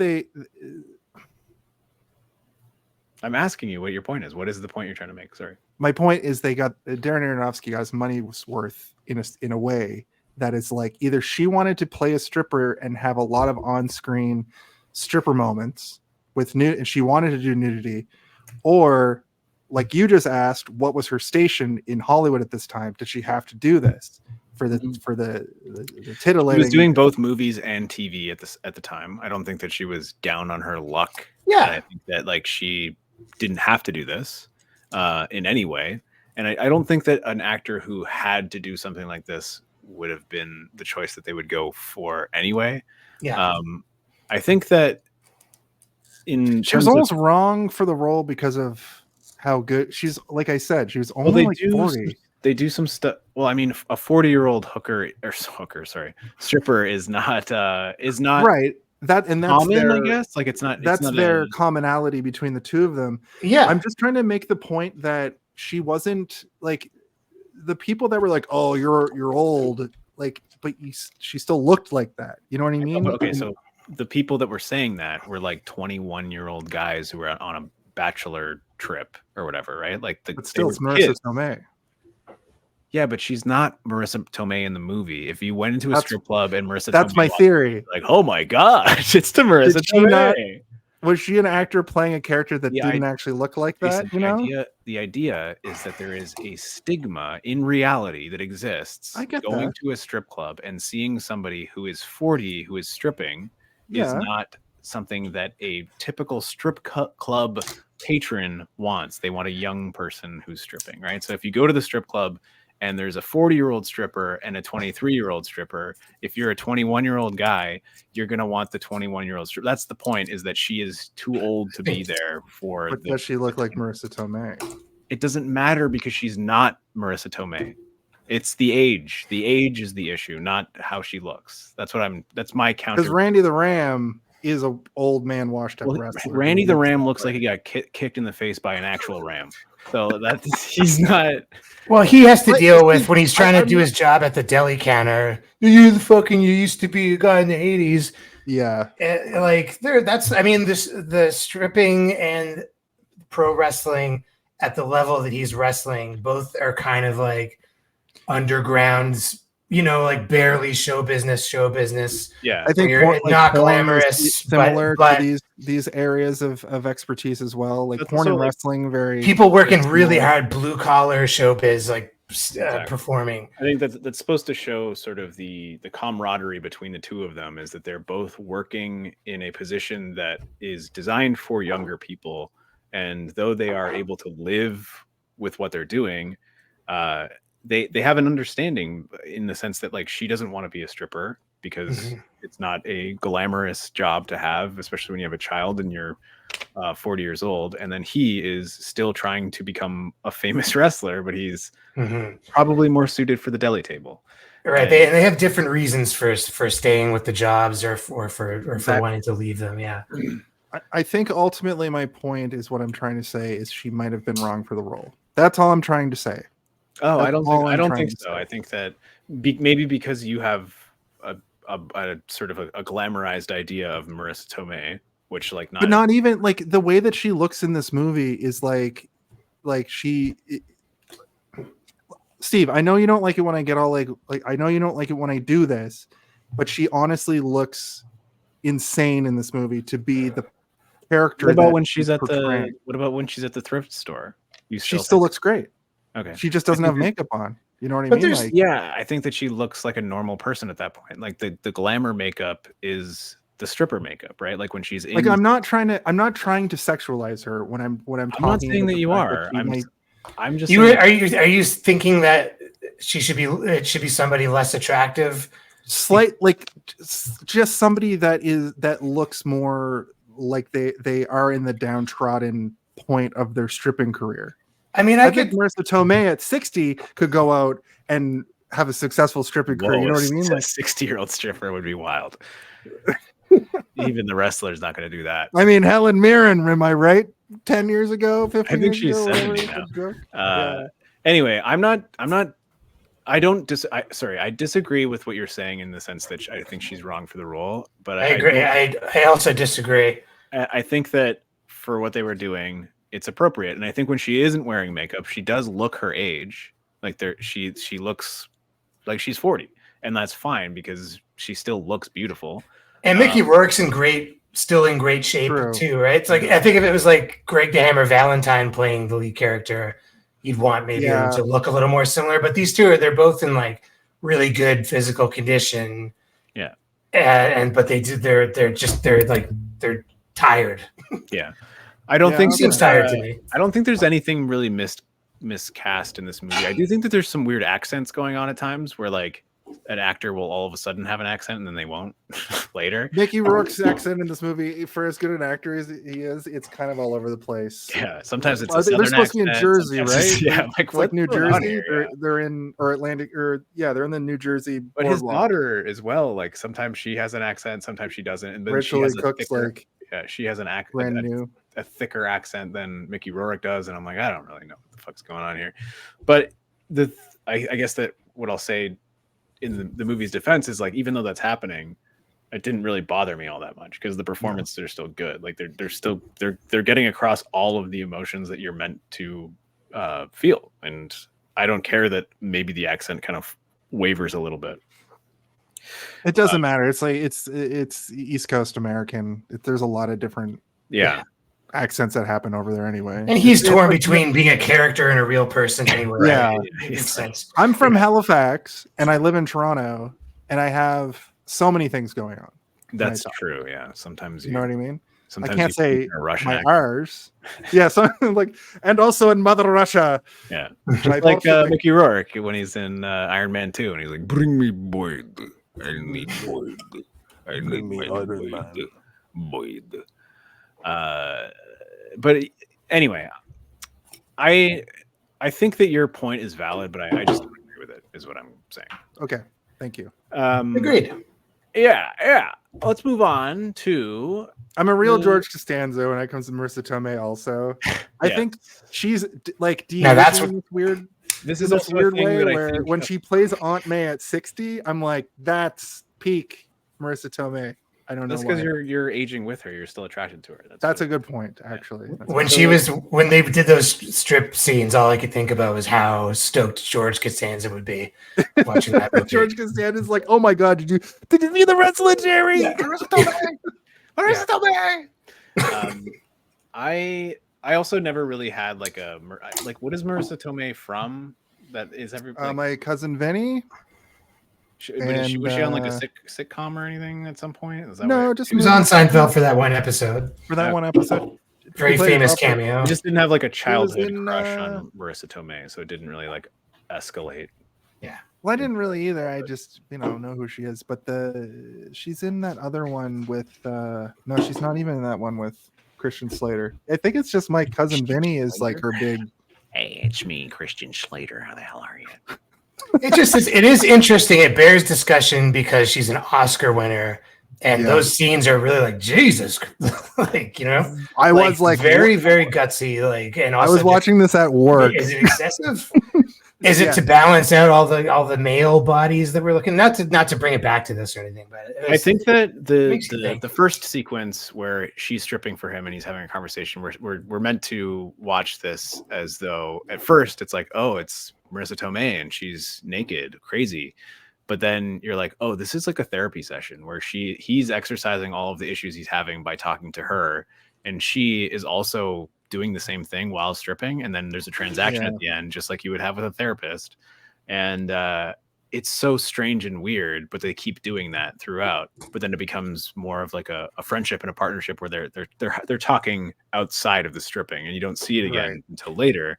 And then the next time you see her strip, she's clearly like, she's like, I'm disgusted with myself. You're not, it's not cutting to the audience members. It's just like a slow push on her. And you're seeing that she almost looks like she's in like a trance of disappointment where like she looks upset with herself, and it's like, I think she's also realizing like, oh, if I go with Randy, me and Randy we can figure things out, and I can leave this and he can leave that, and we can maybe be happy together. He can be a deli counter guy and I can be like a tutor. Or every other time they show her in that strip club, she's got like a see-through top on. That's why I perceived it maybe to be a little bit excessive for her station. That's all. And I thought that last strip scene was a little bit like there was too much stripping for how like devastated she looks and feels when they finally push all the way in. And I guess that's the point, I guess that's like she's doing this thing and she, she's good at it, but what's it all for? Nobody's like throwing money at her or whatever. Like I don't know. I think if you were to cast somebody who is not as conventionally attractive as Marisa Tomei, it would damage the impact of what is being said by this character's performance. Okay. Because Randy the Ram is a legendary wrestler in this universe, apparently, right? So she's a legendary stripper, I guess. Yeah, the legend of what's her name, Cassidy, or I forget her fake name. Pam. Pam is her real Cassidy. name. Cassidy is her. The hottest 39-year-old you ever saw, brother. Yeah. Anyway. So she quotes Passion of the Christ at him during their therapy session. Yes. That was. Did you see? Did you see the hardcore match? As like she does the Passion of the Christ thing, and then he has that hardcore match where he's being. That's the next sequence. Yeah. Did you make? Yeah. Did you really make that? Alina was like, "Is that? Are they supposed to be doing a callback to that?" And I'm like, "Well, maybe." I think so. Yeah. I mean, this movie's a smart movie. It's not, there's lots of connect. Right before that, that's when he like does all the steroids and gets his pump on. And then I wrote a note that was like, it'd be a shame if it fucking kills him, which we don't actively see it do, but it tries to. Yeah. Jason, did you ever take steroids? No. Okay. But nowadays, here, I'll just give you a little bit of the insight. Lots of the boys are on the juice, but the thing is now doctors know how to do it. Prescribe you juice and you cycle on and cycle off, and it's a whole medical thing. I'm going to give you a prescription for 3 jars of juice for this week, and don't go over your allotment. Well, they're not just slamming bull sleeman into their bull sleeman. Try our new Sleeman Bull Sleeman. Hashtag not an ad. The thing that I want to say about that though is lots of the boys are on juice, but it's widely accepted now because there's so much science that's gone into pushing that forward. So it's not like you're just going and buying HGH from a weirdo at an alleyway. It's not like buying like cocaine. Hello, sir. Meet me in the alley at 4:30 a.m. And then he's got a brown paper bag. But I think at this point, inject this into your anus twice a day. In 2008, the fact that the guy shows up with all these Chinese pharmaceuticals very much was still sketchy as shit because you didn't have a doctor. But there's the legality of it's changed because there's a lot of very legal steroids that you just need to get. There was also something about it that it didn't feel sketchy, right? Because they're in the communal gym changing room, and there's other people walking around in there. Yeah. It didn't feel like a drug deal. It just felt nothing sketchy goes on in the communal gym. I understand your point, but what I'm saying is it doesn't feel unsafe. I know, right? Like it feels. It feels almost clinical, like he is a doctor in a way. I would take anything from him and adjust it. You're like, listen, this guy's huge. He knows how to get you huge. He's huge. Dr. Huge. He's Dr. Huge over here. Yeah. Let me see. He's like, oh, I don't know, boss. It's like, let me see. And he looks like God himself. Yeah. Take it. Take what he gives you. Jacked and bald. Yeah. He's like, you're looking pretty big right now. Oh no, gee whiz. He just like googie. Well, this is the scene that you're referencing. Like he does gym tan hair. They go out to the store, the dollar store, and get some funny little gimmicks. I wanted to bring up that me and Jake literally would go to the dollar store and hit each other with stuff the same way that they're doing in this scene. I thought about us. Hooligans. We would have anywhere in the world matches where we would just wrestle around malls. And just around the city too. Yeah, hitting each other and stuff. When Owen Hart died, that we processed our grief by walking around, having a wrestling match home, hitting each other. Remember when the two of us put on luchador masks and wrestled in front of the entire staff of the Escape Games, and everybody thought we were actually fighting? Yeah, that's why I'm not allowed to wrestle people. You punched me in the top of the head, and I think the owner of the company was like, "Oh my god, is he okay?" I really sold that hit. I'm good, brother. I'm good at what I do, Jack. Before we move past it, I do want to say that it's like, again, like Jason, like you said, these ebbs and flows of heartwarming and heart-wrenching. As he's going to all these places, everybody likes him and knows who he is and what he's doing. And like the tan salon lady's like, "Hey, sweetheart, how the heck are you?" And she's like, "Oh, hey, Mickey Rourke, number 5, 11 minutes, it's on me." And he like goes and then when he's talking to like his hair dyeing person, his hairdresser, he's like, she's speaking another language and he's understanding. Yeah, he's just talking to her. Yeah. Mhm. I mean, she's speaking like half a different language and half broken English, but he's like, and he's drinking like a giant jug of like chocolate milk, but it's probably got human growth hormone in it or whatever the fuck. Probably just protein But drink. Yeah. Wrestler milk. Go Yeah. tell Wrestler me milk. about your Fight fucking milk. husband. Is he all Fight right? milk. Yeah. Milk and vodka and crow eggs. Crow eggs. Yeah, No, they're that's parrot eggs. He always wants funny. his boy. Cro-Magnon eggs. Put Yeah. blood eggs into it. Boy. Anyway, the point being, he seems like he's a really likable and nice man, even though he is intimidating and scary looking. Yeah. A lot of wrestlers are that, except Michael Yeah. I Elgin. He's mean, a I've never short met guy a wrestler who acts is like a dickhead. a prick to me. They've always been nice to me. So, and I've met tons He's of the them. only wrestler who has ever been a dick to me in real life and then in the ring. And then shortly after that, it came out that he likes to tase women by pissing on them against their will. Allegedly. I don't know if that's hazing at that point. Yeah, that's what I'm saying. Yeah. It's just straight up sexual assault. So let's move on past Allegedly. Don't sue me, allegedly. piece of shit. I think it's on tape. Yeah, exactly. The CCW segment is next. He kind of talks over the match. After the match, we just see the aftermath of the match with Necro Butcher. And then we get this really interesting back and forth between him getting dealt with by medical and then seeing what led to that. And I'll just give a quick anecdote about why I don't really like watching hardcore death matches anymore. My buddy brought over. I was it's eating disgusting. during this, and I had to stop. Oh eating. my god! Yeah, a buddy of mine brought over a deathmatch DVD from probably at the time probably about 10 years ago, and this was about 4 years ago. And we're watching through it, and it's fine. It's standard stuff, light poles and skewers to the head, like pretty hardcore shit.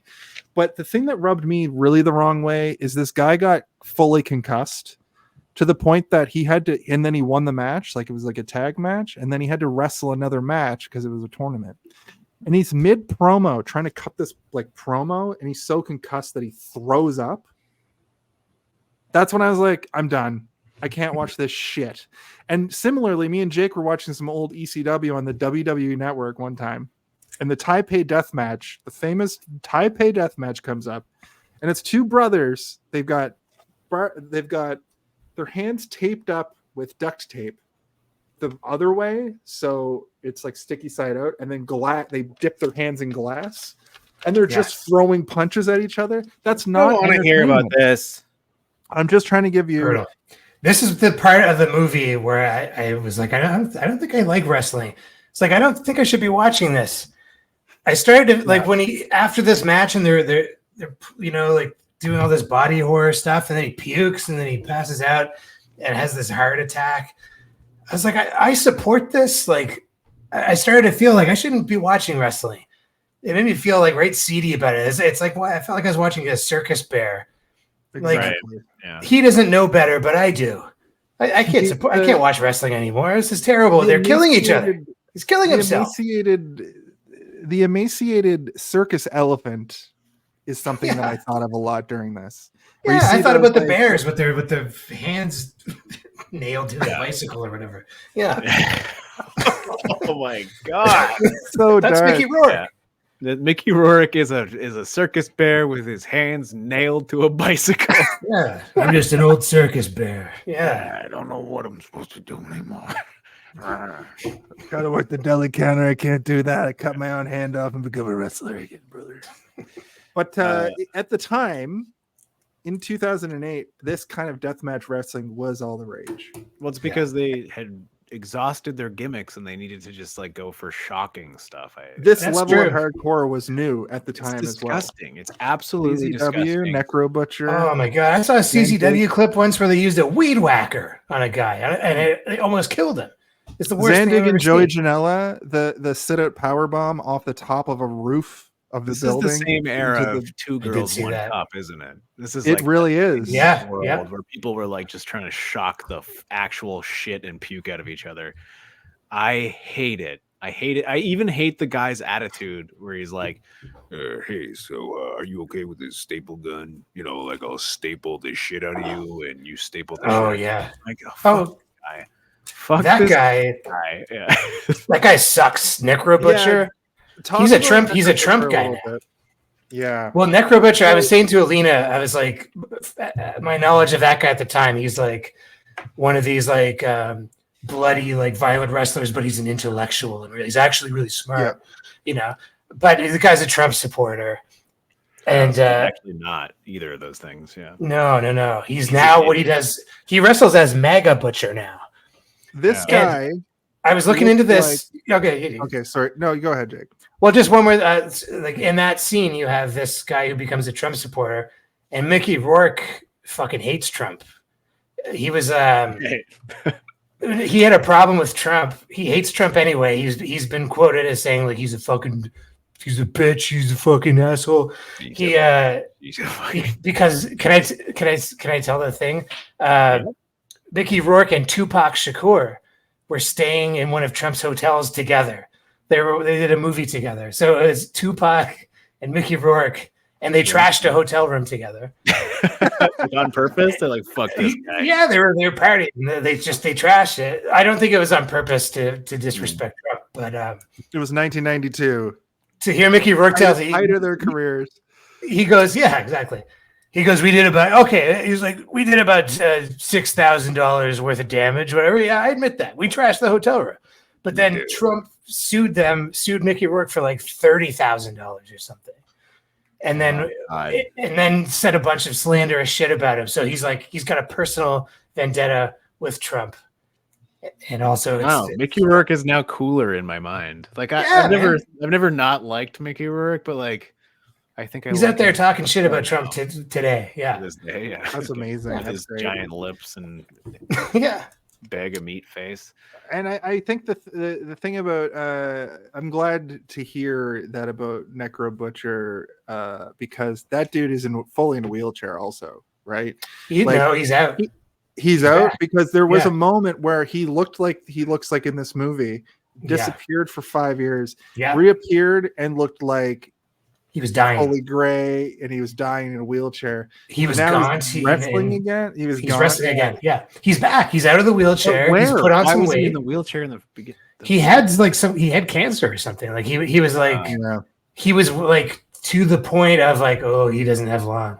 And now he's back and he's out there with a MAGA hat on, cutting people, stapling money to people's heads. Maybe it's the hat that gives him the strength. Take his hat. Take his hat. I think away. so. His MAGA hat. Maybe Trump is the savior. Oh, he's Necro Butcher. If you're Necro Butcher, he may well be. Trump I'm a Necro Butcher guy, brother. I don't know. I've got a Necro Butcher on my side. Yeah, maybe Necro Butcher for vice president. Yeah, I've appointed my new vice president, Necro Butcher. Necro Butcher. Yeah. Vice President Butcher. I will say I forgot about this sequence completely. I forgot about all of this, and I was so stoked about it.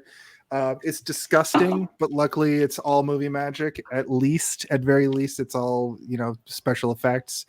But I love it so much because it's such a great representation of the state of not WWE in 2008. I remember CZW being around and thinking then, oh man, I'm missing out on this thing. And then I would download a clip off, like I've torrent a clip or whatever and see some of it and be like, this is like, I like hardcore matches, but this is fucked up stuff like that I can't even like stomach. It's like a snuff film almost. Yeah. Like a snuff film. Exactly. And this match. Yeah. The Passion of the Christ. It worked thing, snuff. Yeah. It worked snuff. Oh my God. You just coined a phrase right there. It worked snuff. It affected me. And it wouldn't have affected me when I saw this movie for the first time in 2008 because it was very much as much as I was a fraidy cat for horror at the time, I would have been like, yeah, that's what wrestling's like right now, whatever. But to be reminded that in the late to mid 2000s, the fact that the movie ends in ROH, I forgot about that too. That Yeah. fucking blew my mind. Canonically, CM Punk and Seth Rollins are backstage at that show. If you think about it.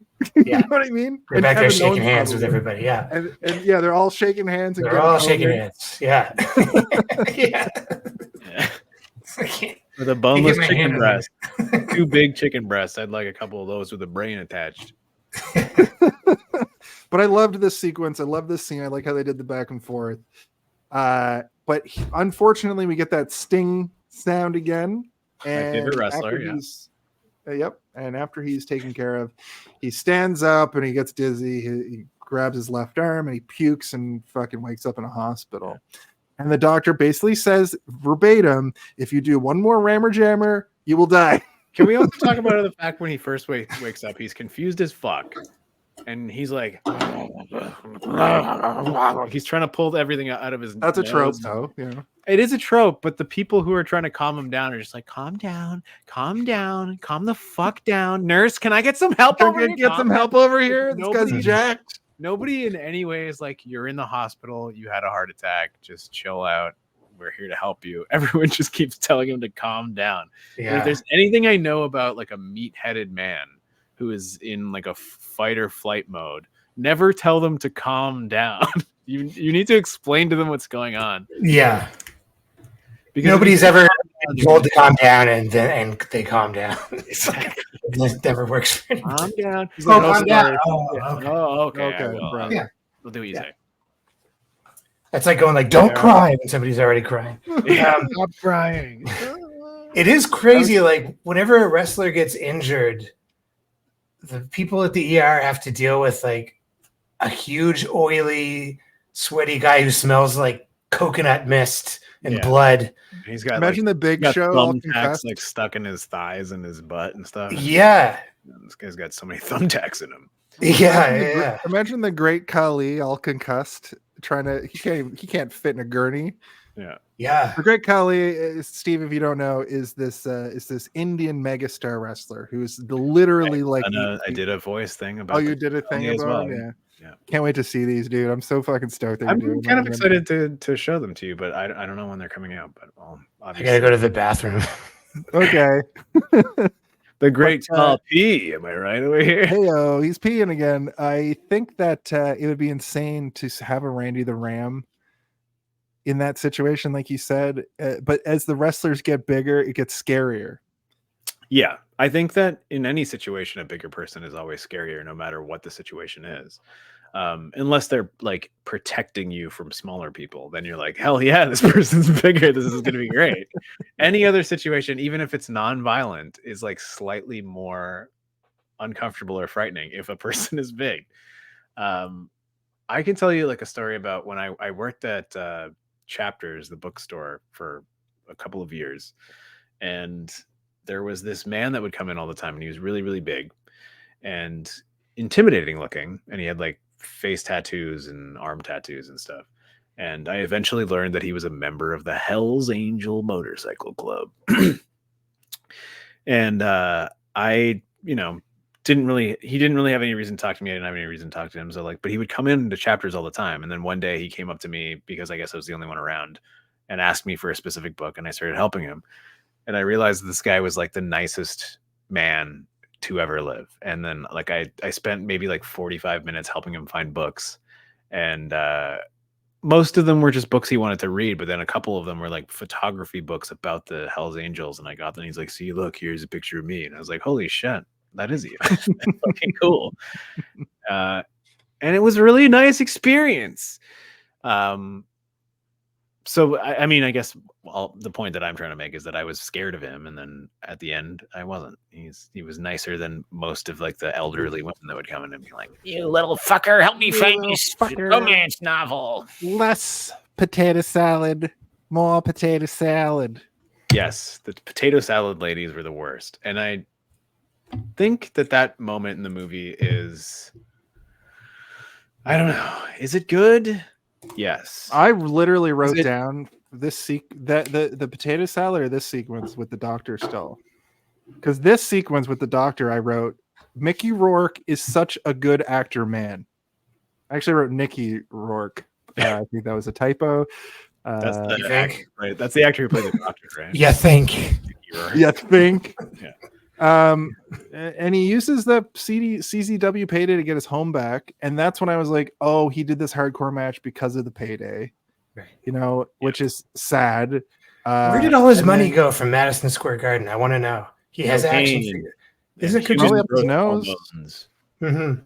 Probably up his nose. He lives in the United States. Anytime he goes to the doctor, it's fucking $100,000. It's just interesting they never mentioned drugs. I guess they had enough on their plate with all I the. think that in this movie, like we're meant to sort of make our own assumptions as an audience, and like Right, you're just kind of meeting this guy from whatever they want to show you.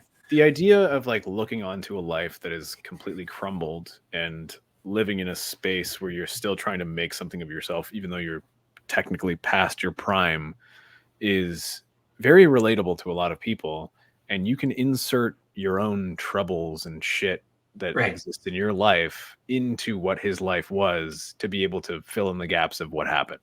So we don't need to have that because we can put it there for ourselves. Right. And even if you had the best life ever, you can also make those assumptions, and those people are probably going to have like a way more basic and dumb sort of explanation. It's like, oh, he probably just did a lot of crack cocaine, I suppose. Yeah. Well, I mean, it is based off. It is largely based on Jake the Snake Roberts, and he did do a lot of crack.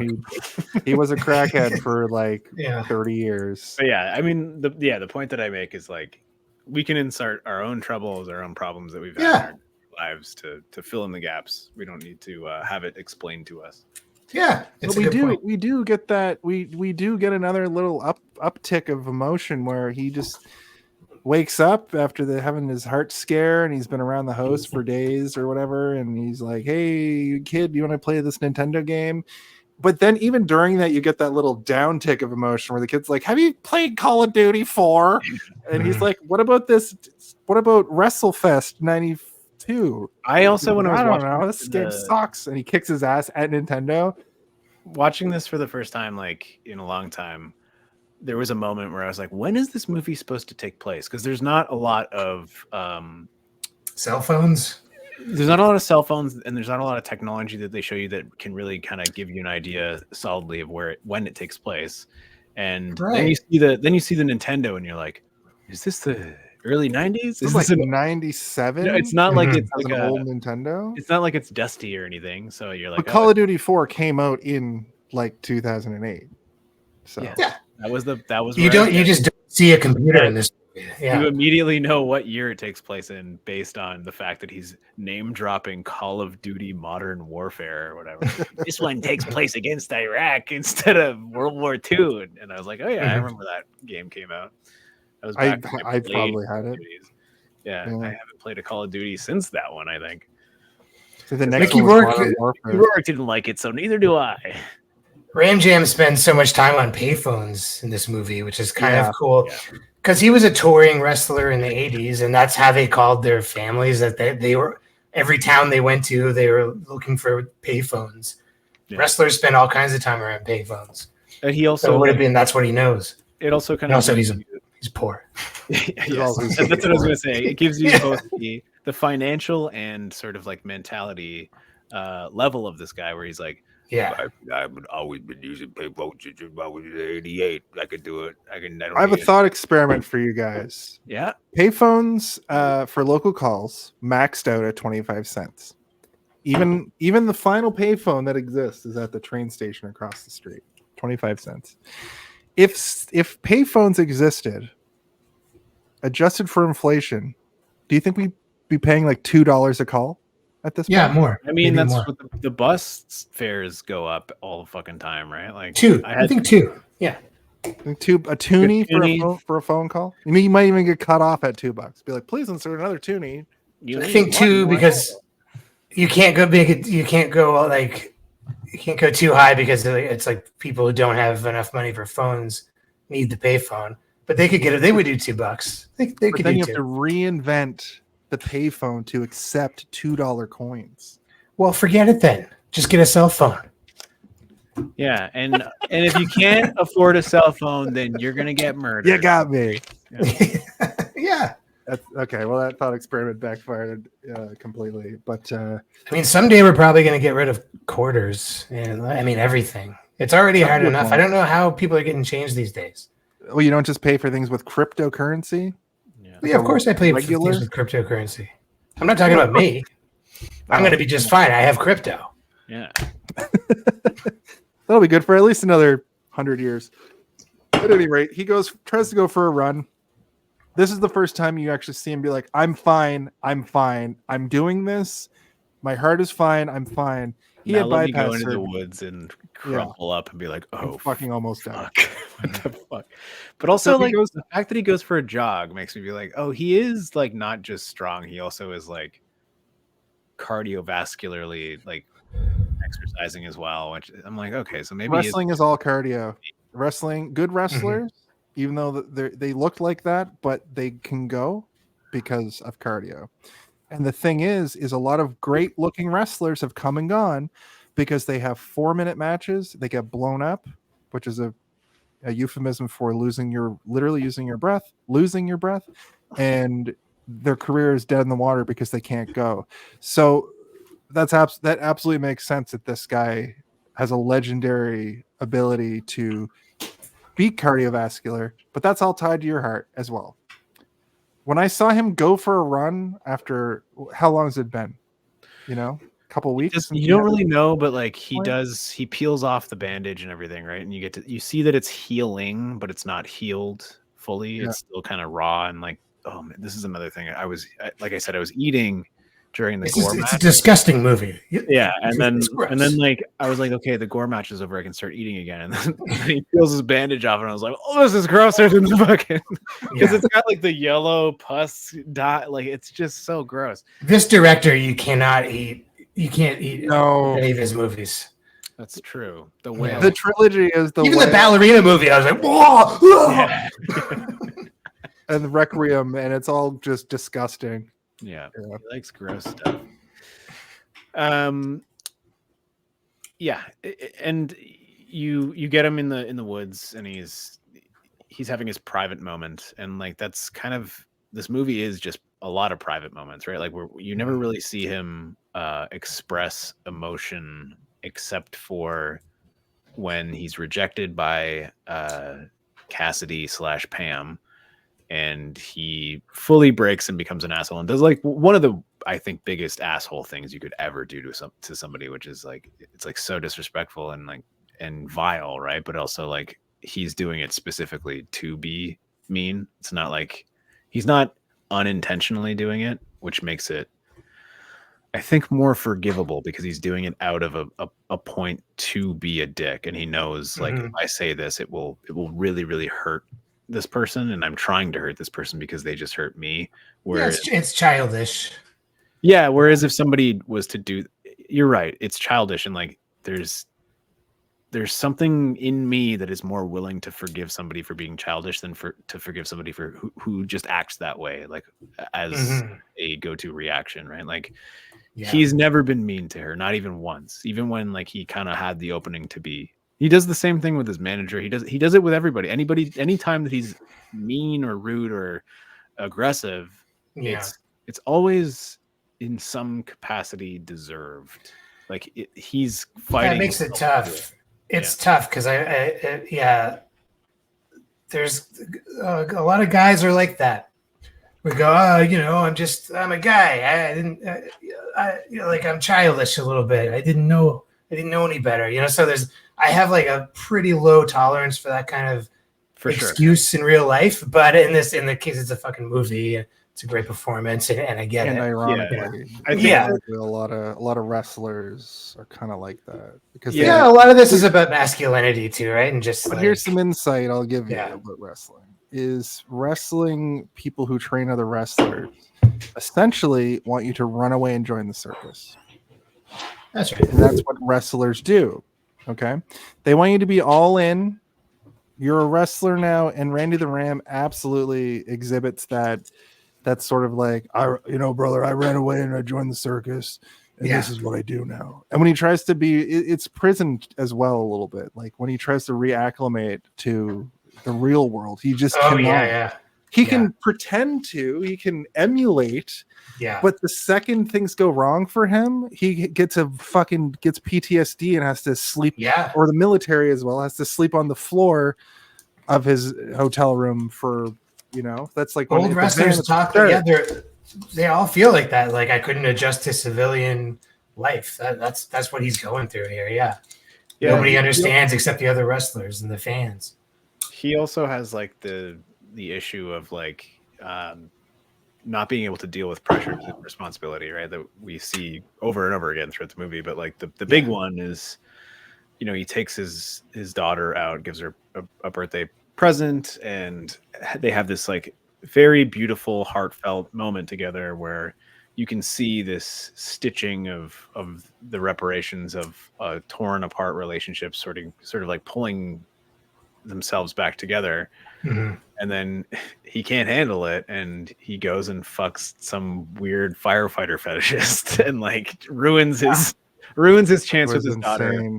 Yeah. And that is like self-destructive to a level that I don't know if I can relate to it, but like I can understand it. I can see where you get so weighed down by the pressures of something that you decide to try and lighten the load by having a good time, and then you let that good time end up just. I can relate to that because before I was like married and stuff, I was kind of the self-destructive in the same way.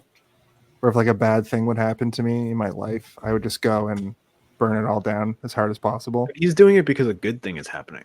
Like he's got a good thing happening, and he's also because what happens is he goes and he's like, it was very good with my daughter today. Would you like to be my girlfriend? And she's like, no, don't touch the customers.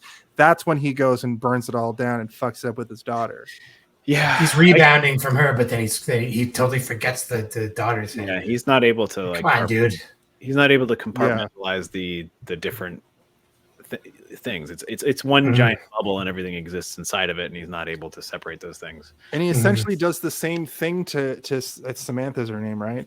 He essentially does the same thing to Samantha that he did to her as a kid, where he couldn't get away from the job, and uses that as a crutch to sort of dictate what's going to happen next in his life. And that's why it's so heartbreaking to see him come home. He's stoked. He's like, I had some fun sex. I had a fun night. Like I was 22 again. And then he passes out. And when he wakes up, it's the middle of the night or like, 10 p.m. or whatever. Yeah. Which, when I was in my early 20s, I had been there, but I haven't had a thing like that happen to me. And especially when I'm 60. I do that all the time, every week. Yeah, but you have insomnia, dude. True. You text me as I'm getting up for work sometimes, and I'm like, have you slept? You're like, nah. Like, why, we're up drinking all night? And you're like, nah.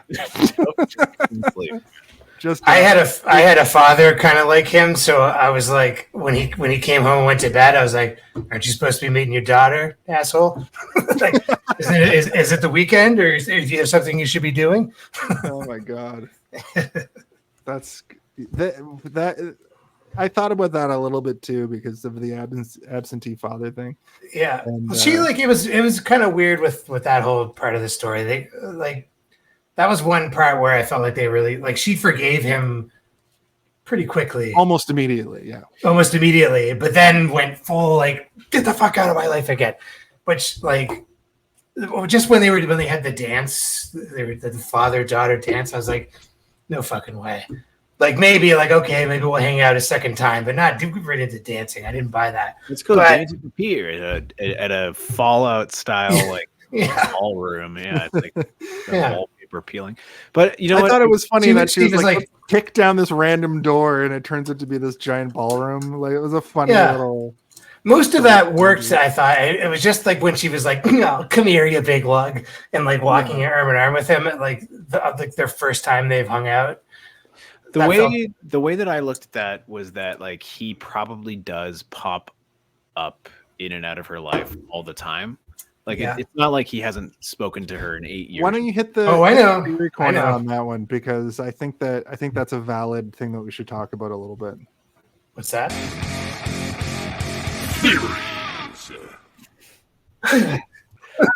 So what I propose in this discussion is that this I isn't can like still hear you. I'll be right back. he hasn't vanished from her life for the entirety of her life. Yeah. She has him in her life, popping up Mm-hmm. every once in a while when he feels like he's ready to talk to her, when he feels That's exactly how I read it. Yeah. where he needs to talk to her. So the idea of her accepting this apology when he's trying to make a grand gesture is not necessarily unthinkable. Like him grabbing her to dance with her in the ballroom of like a beachside again, like salt stained nasty venue that he broke into. It's almost like I can imagine this sort of thing having happened time after time again. Not necessarily them ballroom dancing in here, but but just the like something. We're together again, and then another.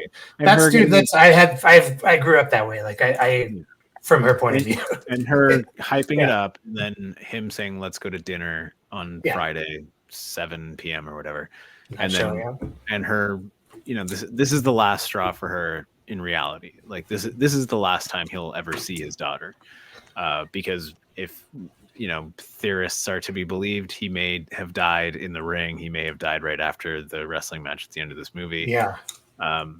It's meant to be explosive, right? Like, and she's done. She's done when you see her for the last time in this movie. She's throwing shit at him and like exploding.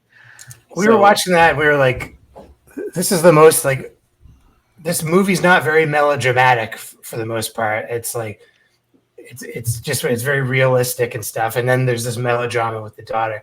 But then I was like, well, but she's the daughter of a wrestler. Of course, she's dramatic and emotive and expressive. It's in her genes. Wrestling families, they cut promos on each other all the time. It was wild when she picked up the glass and she threw it and it smashed on the wall, and then she picked up the other glass and she threw it and it smashed on the wall, and then she picked That's up what a wrestler would do. She picked up the chair wrapped with barbed wire and she started like smashing with it. Exactly. And I was like, oh my god. Then she gave him a stone cold stunner and tossed his ass out of the house. Be like, oh my god, I can't believe it. This is unprecedented for this family. Yeah. She probably became a wrestler after that. Family had a family. Yeah. That's what I'm saying. The wrestler too. And follows his daughter meeting all these old people. This is still theory corner. So this works.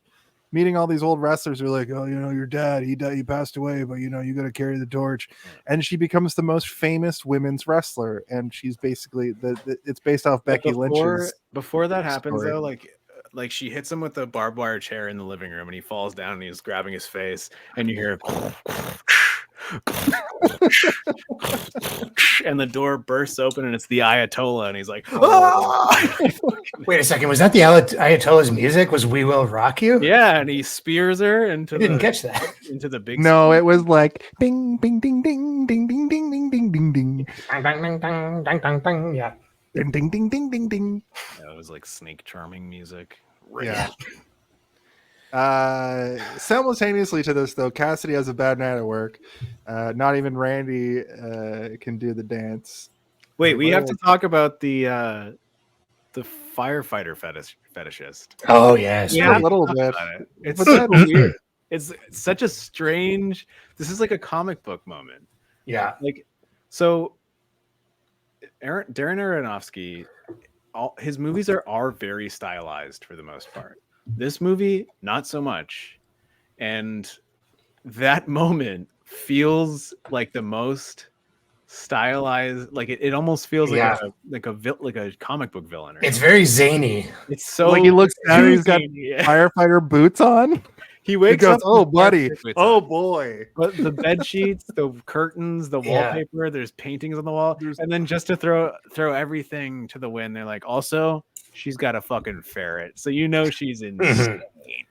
I love that. Like he looked genuinely frightened. Like he looked scared. Yeah. He's like, I gotta get out of here. He was at his most in peril in the whole movie. What helped me with that? I just recently watched like a video of a guy on YouTube. It was like a British show profiling a guy who has sex with cars. Right. and he's one of these. Yeah, this was a different one from the one I remember, but it was just a guy being like, yeah, that's right. I love cars. And while they're talking to him, his whole house is car posters everywhere.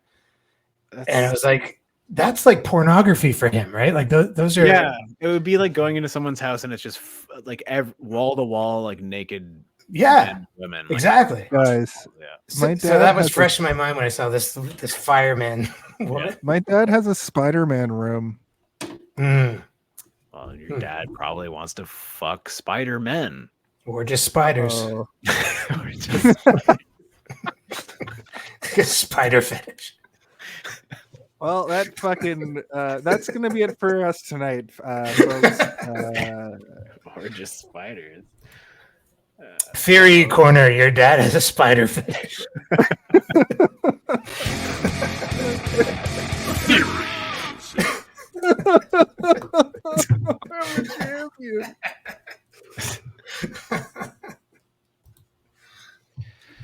All right. Like the belt is your safe word. Like,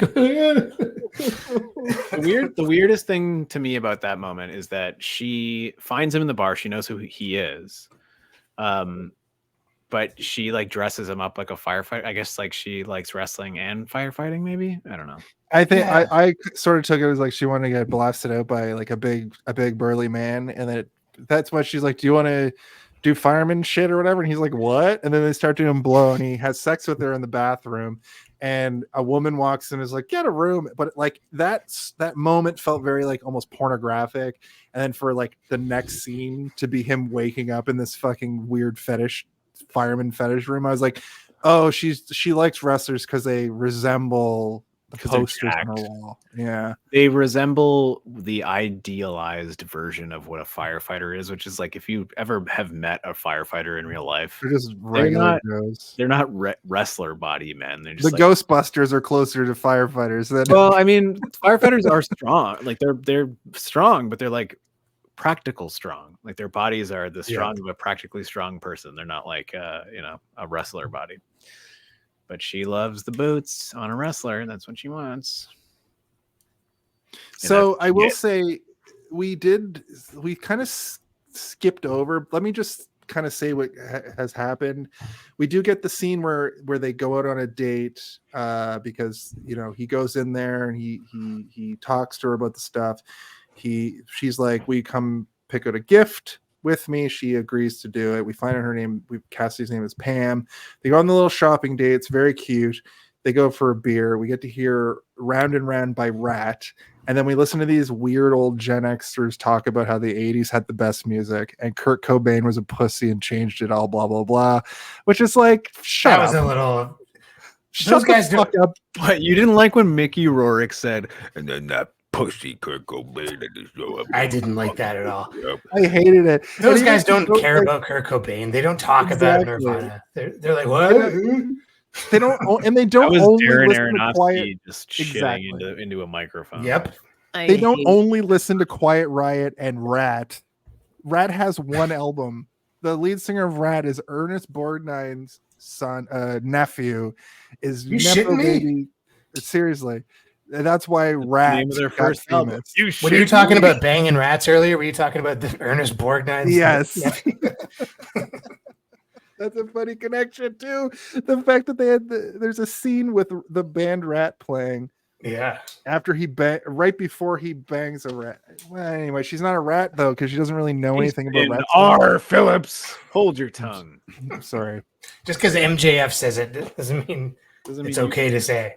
Yeah. I know. I'm no MJF. Anyway, they have a kiss. It goes bad. She freaks out.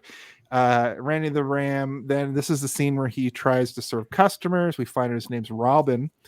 Then we get that scene. You know what? You don't meet a lot of Robins that are men, and you know what? I like the name Robin for a man. Rob Murray. You want to hear a story about a person named No, fuck. If it's safe for work, yeah, but if it's some kind it's not. Well, it is, but it's if I don't want to disparage that man's name. We knew a kid that we were in our friends group in junior high who had like come on, the worst life. He had the coolest older brother and the coolest older sister. We heard. And then he was not as cool as his older brother and older sister, but we were friends with him. So what does that say about us? Because he was fun. Sounds like maybe you guys did some really bad things to him. So I'm gonna say you weren't. No, No, we no, didn't no. bully him. We were not the ones bullying him. We were the ones No. being like, "You are our friend." He did not I'm have a- laughing because you're talking publicly about Rob. The guy. You're saying his full first and last name, and we haven't had contact. on our highest No idea. rated episode ever. He'll never see this. It's fine. And if he does, he might think it's funny. Who cares? I don't Well, care. I don't know what you were going to say. I mean, you haven't said anything yet, so I don't have any particular strong memories about him. Okay, fair. Just that he might kinda be looked- worse than even what I was going to say. Yeah. But anyway, we actually. I'm curious cute. now. Well, let's just. I'll tell you about it later. It's not that bad. I'm curious too. I'll tell you immediately after the show. I will tell you guys the story I was going to tell, but I think that it crosses the line. It's not even that bad. Anyway, Randy the Ram tries his hand at serving customers. His name is Robin Lull. Then we get that scene where the camera follows him down, and the faint cheering is so raw and good. He's pretty good with the people. I think he's He's having great fun. with people. He's not just pretty good. He's great, man. He's. And I wrote fucking it. so. I had a weird memory thing where I thought that his freak out happened in this part because when they focused so much on him using that deep fryer that I thought It's him a- having fun, a he meat forgets. slice, not a deep fryer. No, the deep fryer part during this first the good deli counter. Right, I thought the deep fryer explodes when he forgets what he's doing. And He the was deep gonna fryer like shove his hand in the deep fryer, like. No, just it explodes while he's having a good day and it fucks up his day. But that doesn't happen. He manages not to mess up the day, right? And then he gives his daughter the present. She's moved. They go to the boardwalk. Mickey Rourke is so good, was something I wrote. He tells his daughter not to hate him. She's grabbing his arm, and that got me a little bit. I got emotional during the sequence. We already kind of talked about it. They do a little light B&E, and they have a dance. It's very sweet. And then he goes to Pam and tells her about that. She lets Spoiler him down. alert: B&E. There's no such thing as light B&E. You'll get arrested at the same hard difficulty level. She kicks that door fucking open. Yeah. Anyway, we talked about all that already. She's born to be a wrestler. It's She true. will wrestle. I will wrestle. That's my wrestling name from now on. I will. She's a will lesbian wrestle. too. William Russell. They never really got to the bottom of that, but she definitely lived with that woman, right? They weren't sorority sisters. They Emmanuel. lived in a home. They lived in a house together. Level 1 B&E. Thank you, Tim. That's funny. I like that. Well, as the judge, jury, and executioner of this courtroom, I sentence you to level 1 B&E, which is a kiss on the 1 lip minute from yeah. Judge Me. and 1 minute in prison. The prison 1 of this minute. kiss for 1 minute. Anyway, this is after all of that. Pam lets him down easy, but not so easy that it doesn't turn into what you guys were talking about earlier, where he slaps down some money. He's like, with tears in his eyes. This is Mickey Rourke is great because he's like, well, whatever, do your job, honey, and slaps down some money, and he's like, give me a lap dance. That's what you do anyway. And she's just like, It's gotta go. heartbreaking for both of them in like Yes. a really, really powerful way. This Visceral. is one of the moments that makes this movie a real like banger in my eyes. I wouldn't say a banger, but I'd say like a movie that you can watch for reasons that are more poetic than just what's happening on screen. It's pretty real. Like that's how those characters would work through those feelings. Like, but it also I couldn't have written that better. It's so universal in the sense of like any emotion in that scene can be felt from both characters from different people watching it. Yeah. I felt the same feelings that he's feeling in that moment, and I felt the same feelings that she's feeling in that moment, and I universally understand what's going on for both of them, and it's like super you powerful. know how they're both feeling. Yeah, exactly. Like, you know that she's just got that wall up of like, when she's like, I'm a stripper and you see me as a stripper and I've got kids at home, they've already connected on the fact and had a kiss on the fact that their lives are very similar. They're both kind of at the end of their careers. They both have kids. He's trying to like reconnect with his daughter. she's trying to like make a better life for her kids, which there's that segment I've been wanting to do on this show that we don't have a sting for, but it's called credits, and like they just kiss there and the credits roll. Like that movie's fine, and there's no drama. There's the last line is that pussy Kurt Cobain ruined everything. Then they make out and end credits. Credits. Balls to the wall. Plays in a Gotta Davida and Balls to the Wall at the same time. Yeah. Perfect. The perfect unity. Um, But no, that's not what happens. In the He Garden goes of and bangs Balls. rats that night. Yeah. He tries to go home. I just want to once again reinstate how well done that sequence is. I don't think that we appreciated it enough. That sequence of them both feeling different emotions at the same time, and us as an audience being able to completely decipher exactly what they're both feeling and feeling it in our guts and our hearts and our chests. It's potent, man. The performances are amazing, the editing is amazing, and even like the background acting of just like the bouncer, you hear him being like, Ram, get the fuck, and then Ram's like, right, you want to drink, brother? And he's Do you like, want a drink? I'm Want me to buy you a okay. drink? Yeah, I'm glad you brought that up because that was a good little. I almost said fun. It's not fun. It was a good little like touch because Yeah, it was real. he's on a tear, right? But then he drives home, like, okay, that's the end of my day. But then he immediately backs out of and goes looking for trouble, and he goes to like another wrestling show and watches it. Right? Is this that part? And he's watching the show crying because he's like, I want to get back in that ring. And I think during that we see D'Lo Brown is in the ring because he does the frog splash and the head wobble. He would have been on the Indies at that point. Oh, yeah. And preparing for his return to WWE for 8 seconds. I think he came back for like a minute the next year. But My cat just shed a whole whisker. That's not good. That's bad. Eat it. I gotta go.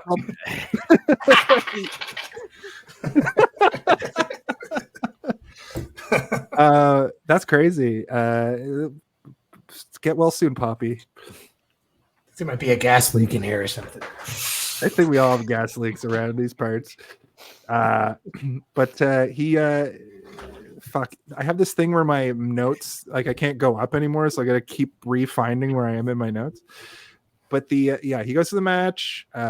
He goes backstage. He meets R-Truth. He gets R-Truth to buy him a drink, who disappears from the movie after that, by the way. I was disappointed not to see him at the club.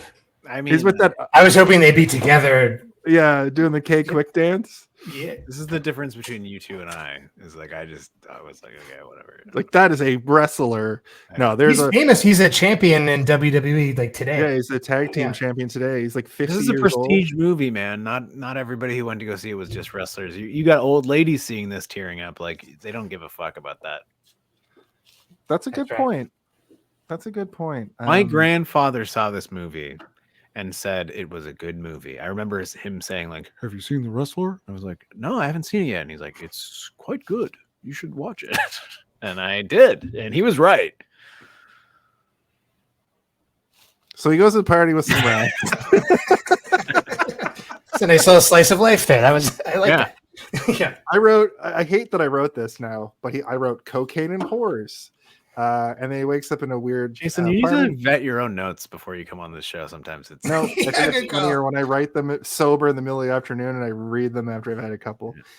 Anyway, he wakes up in the firefighter bedroom. I did like the rawness of them having sex in the bathroom and a regular person walks in, because the whole time I'm going, this is just a bar bathroom, guys. This isn't like, you're not even in a stall. I was also like, what bathroom was it? Was it the men's room, the women's room, or was it a universal bathroom? Because they are a man and a woman just fucking in a bathroom, and a woman walked in. So I assume it's the ladies' room. Like he went into the ladies' room.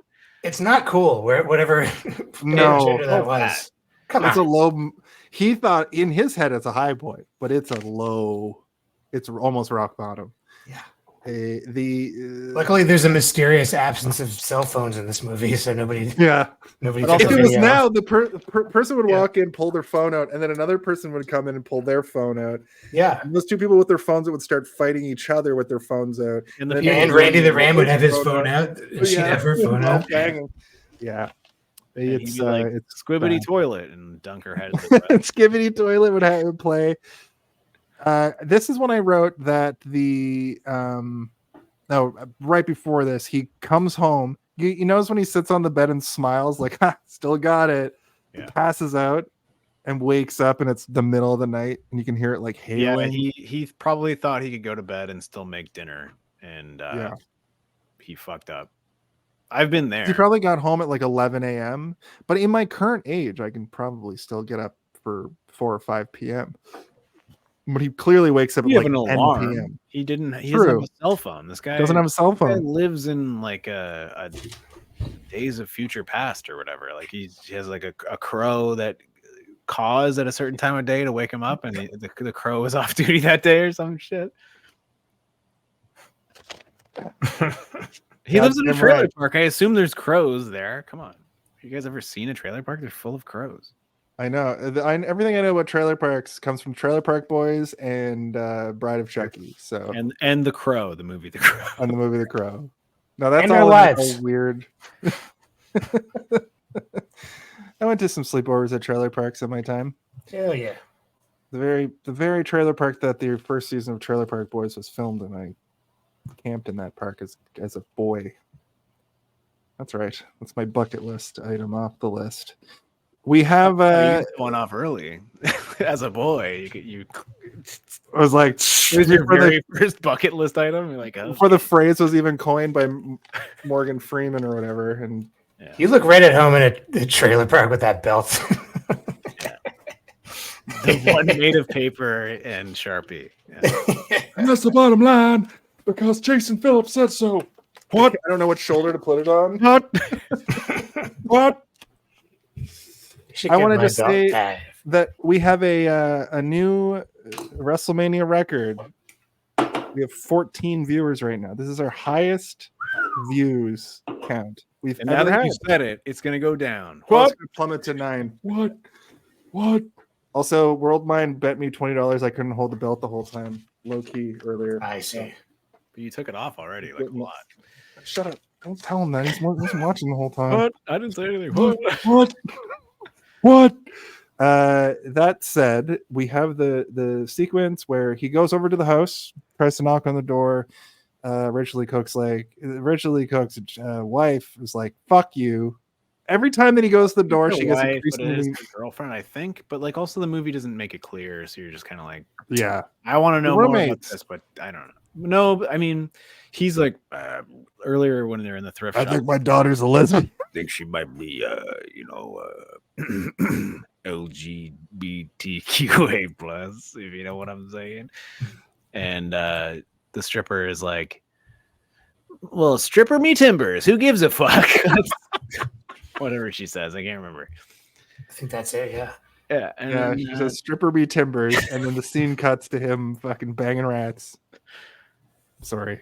But he wants to buy her like a lime green, like a baseball. What do you call that? Like a Letterman jacket, almost like a track jacket. Like it looked like wrestling tights. That's yeah. It has S for Stephanie. That's why I thought. It was cool. Exactly. The S and the green. He's like, I think this is pretty rock. I thought what he said it's S for Stephanie, and Pam looks at him like, "Are you mentally challenged?" I thought that was it. The thing is, though, nowadays that jacket, like the Squibbity Toilet Gang, is looking for that jacket. They want it because it has an S on it for Skibbity, and it's green. And it's green. It's green. Anyway, they have a. What does he buy her for real though? He's like, "This isn't your actual pea coat, a really nice jacket." Actually. Oh, he bought both of them, right? Yeah, exactly. Yeah. Because earlier, like we did kind of gloss over that because we talked more about their like actual boardwalk part, but he like presents it and she's like, "This is goofy, Dad," and he's like, "Just kidding. I did the thing that my new girlfriend wanted me to do," and she's stoked about it because she seems to be. Because there was that scene where she's like, "What kind of daughter do you have? Is she punk? Is she goth? Is she emo? Is she rock and roll?" It's like, shut up. This is not how people talk.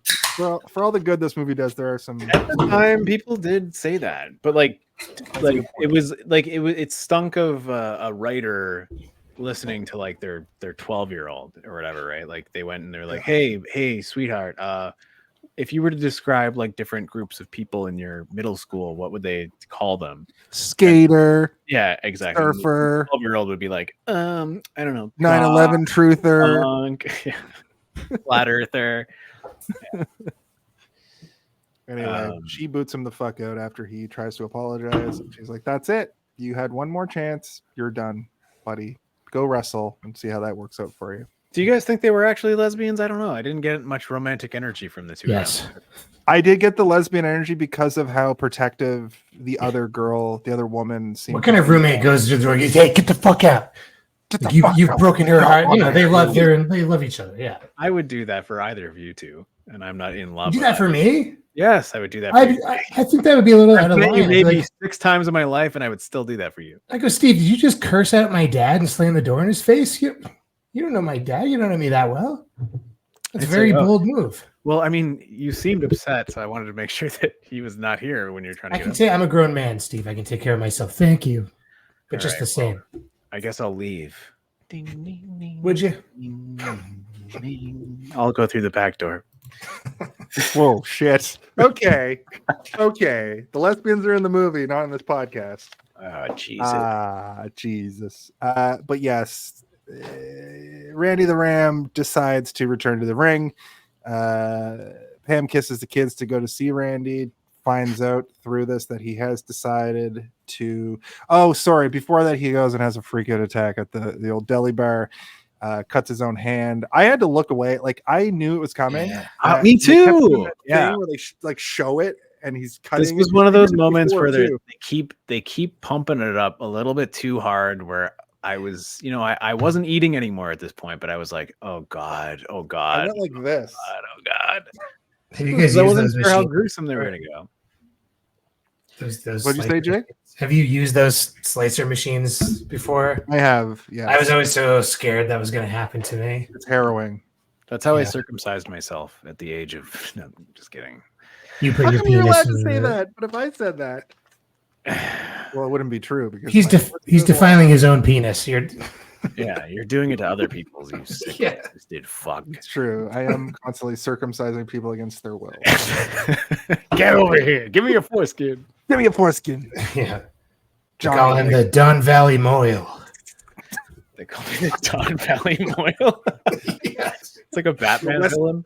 Yeah. Weston Moyle. Yeah. Somebody keeps dumping foreskins into the Don. Oh my God. I don't even know what Don Valley is. I don't know. The sewers in the Don Valley. What? They do. Foreskin. Yeah. The Don Valley is the west, that valley over there. The Danforth is the Don Valley. Huh. How about that? Danforth and the Don Valley are interchangeable. Which one is clogged with foreskins? Because that's the one that I did. All of it. Okay. You know those weird plants that live in Toronto that if you get too close to them, they smell like cum? Yeah. That's because of the foreskins. See, I don't know. Maybe I just don't have the smell receptors for cum, because I keep hearing this, and I have heard it for like at least 12 years, and I've never smelt a plant that smells. We're like entering cum tree fucking. No, but I also don't know what cum smell. Does cum smell like something? Yeah, like bleach and cum mixed together. What? Next time you're around some cum, take a whiff. What are those trees? I'm gonna look it up. Someone space get it. Cum to me. trees, Cum the cum tree. plants. Every spring. I know there it comes. No, we hear about it. I used to live like right near a bunch of them, and I'd be like, "Ugh, cum." You're like grabbing the branches, like, oh God, damn it! Stop, please. Yeah. I'm gonna have to. So when I put this up on audio, I always say no, not explicit. This week I might have to use our first explicit. Mhm. We talked about cum a lot just now. We're almost done this movie though, because Randy the Ram, he full on goes back into, after he has a little freak out attack, he goes back into, I'm getting back in the ring, brother. And he calls up and gets the match with the Ayatollah, and it's on the ROH set, which is cool. I thought it was interesting to see that old ROH. ROH, of course, is back now under the watchful eye of Tony Khan of AEW. That's sort of their... Rest in peace, by the way. Did you see him the other? Yeah, he got knocked the fuck out hilariously. No, I'll never be an on-air character, brother. Well, let's pop a rating this week. AEW is not having a great time. It's not good. It's so ornamental pear tree is the one that smells like jism when it's blooming. Yeah. I still It don't. looks like When I this. asked Jason what it smells like, he said it smells. Here's what like, it looks like. He said it smells like bleach and cum, and I'm like, but how can the smell of cum also include the smell of cum? That doesn't make Think sense. about it. Come in your hand and smell it. Okay. Does Right it carry now. around You know what, foreskin I in a can tell you plastic I've bag never like done onion that. rings or a paper bag like onion rings? Also, it's like any other bodily fluid. It probably Linden trees. Yeah, that's it. person. Yeah, linden trees. Good call. I knew it wasn't ornamental pear. I'm sorry. Pear I sounds like a definitely- wrestler name to me. No. call him Earlier the on, ornamental Miyagi was pear. like, Yeah, or his Miyagi had a valet. moment- Miyagi had a moment where he said that like that some conversation we had could have been used on the Patreon if we ever make one. This is content that Jake, please come back on our show all the time because this has been I'm having fun. Having I'll fun. come back. We do have to finish this movie, but we have so many people commenting tonight. It's been a veritable smorgasbord of commenters. I love it. Oh, Steve, go ahead. Sorry. Smells both like an have the accent. ornamental pair of nuts. Is a good thing to say. I think it's funny. How come nobody ever does this with the belt? This is how people should hold it. Agreed. Anyway. So he has a little freak out attack and he decides to become a wrestler again against the wishes of the doctor, who said, you know what you should do? Not do the Randy the Ram move.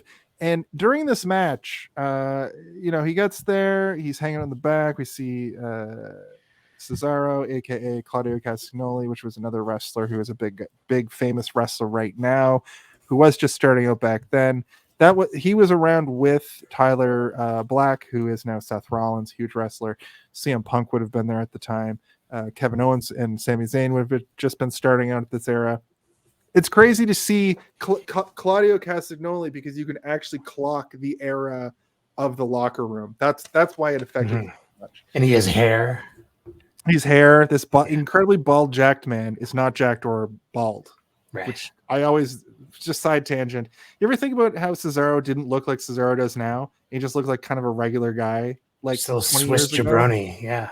Yeah, it's crazy. He had like those weird long sideburns and came out in like track Can you pants. guys please They're fucking weird. tell me, Okay. what does jabroni mean? This is a thing that I've heard since I was 10 years old. It's just I don't think it means anything. Does It's it just mean like this I think it's just fucking wrestler talk. goofball, this fucking Yeah. dickhead, this Might be Kearney dildo, talk, this Yeah. ding dong, this fuck bag. yeah. You got it. World Mind is correct. It does mean jobber. Like it is sort of like a change to the word jobber. Yeah, it's almost kind of kayfabe talk, jobber, jabroni. Yeah. And It's jobber fun to is say. Foolish or contemptible person. That's true. Like that's what it literally means. foolish or contemptible person. Okay. Who's if World Mind? Do I call know that people a person? dildo, that's the same thing as calling them They're a nailing it. jabroni. Got it. World Mind is you Picture you looks were on familiar. Facebook during the But it's tiny. original Bums Trading Zone, Bums Wrestling Zone, or still called Bums. It's the Buns Wrestling Zone now. It's we all The bar were at the end of bums. my street, I call that the bums trading zone. You know, when I'm Oh, We should open a bar called Jabronis. jabronis. It's just a bunch of fucking dildos. Yeah. All right. It's like one of those dicks places where you just treat everybody like an asshole. Yes. Yeah, that'd be funny. Jabronis. We could probably talk to The Jabroni. Rock. He's got lots of money. He could open it. It's called Jabroni. We'll sue you. Rock on the horn. Probably sue you immediately for opening a restaurant. Oh, he called said Jabroni's. talk to him about it. He could be the one who he invests in us. Hi, Mr. The Dwayne The Rock Johnson. Can you come and invest in my restaurant called the Jabronis? No, just the Bronies. I'm very nervous. On the phone talking and to you you, go, Mr. what? And you're like, Johnson. oh, wait, sorry, I dialed What? Steve Austin. We're coming on 3 hours here, boys. Yep. Yeah. Okay. How long am I committed here? You're committed for just. Let's finish this movie up. He basically gets in the ring. He wrestles the Ayatollah. He cuts a. Thanks for everything. I'm here for the promo. Pam shows up, tells him not to wrestle. She leaves. He's having a heart attack throughout this match. He does one final ram jam, and it's pretty ambiguous as to what happens, and that's the end of the movie. If there's anything you want to add to that, add it now. If not, we can go into the last couple of segments. We did kind of talk about all this throughout the episode. Was he dead the whole time? Maybe that's cause for discussion. But you're right. We are coming up on 3 hours. You're absolutely correct. Well, I get you it. know what I think.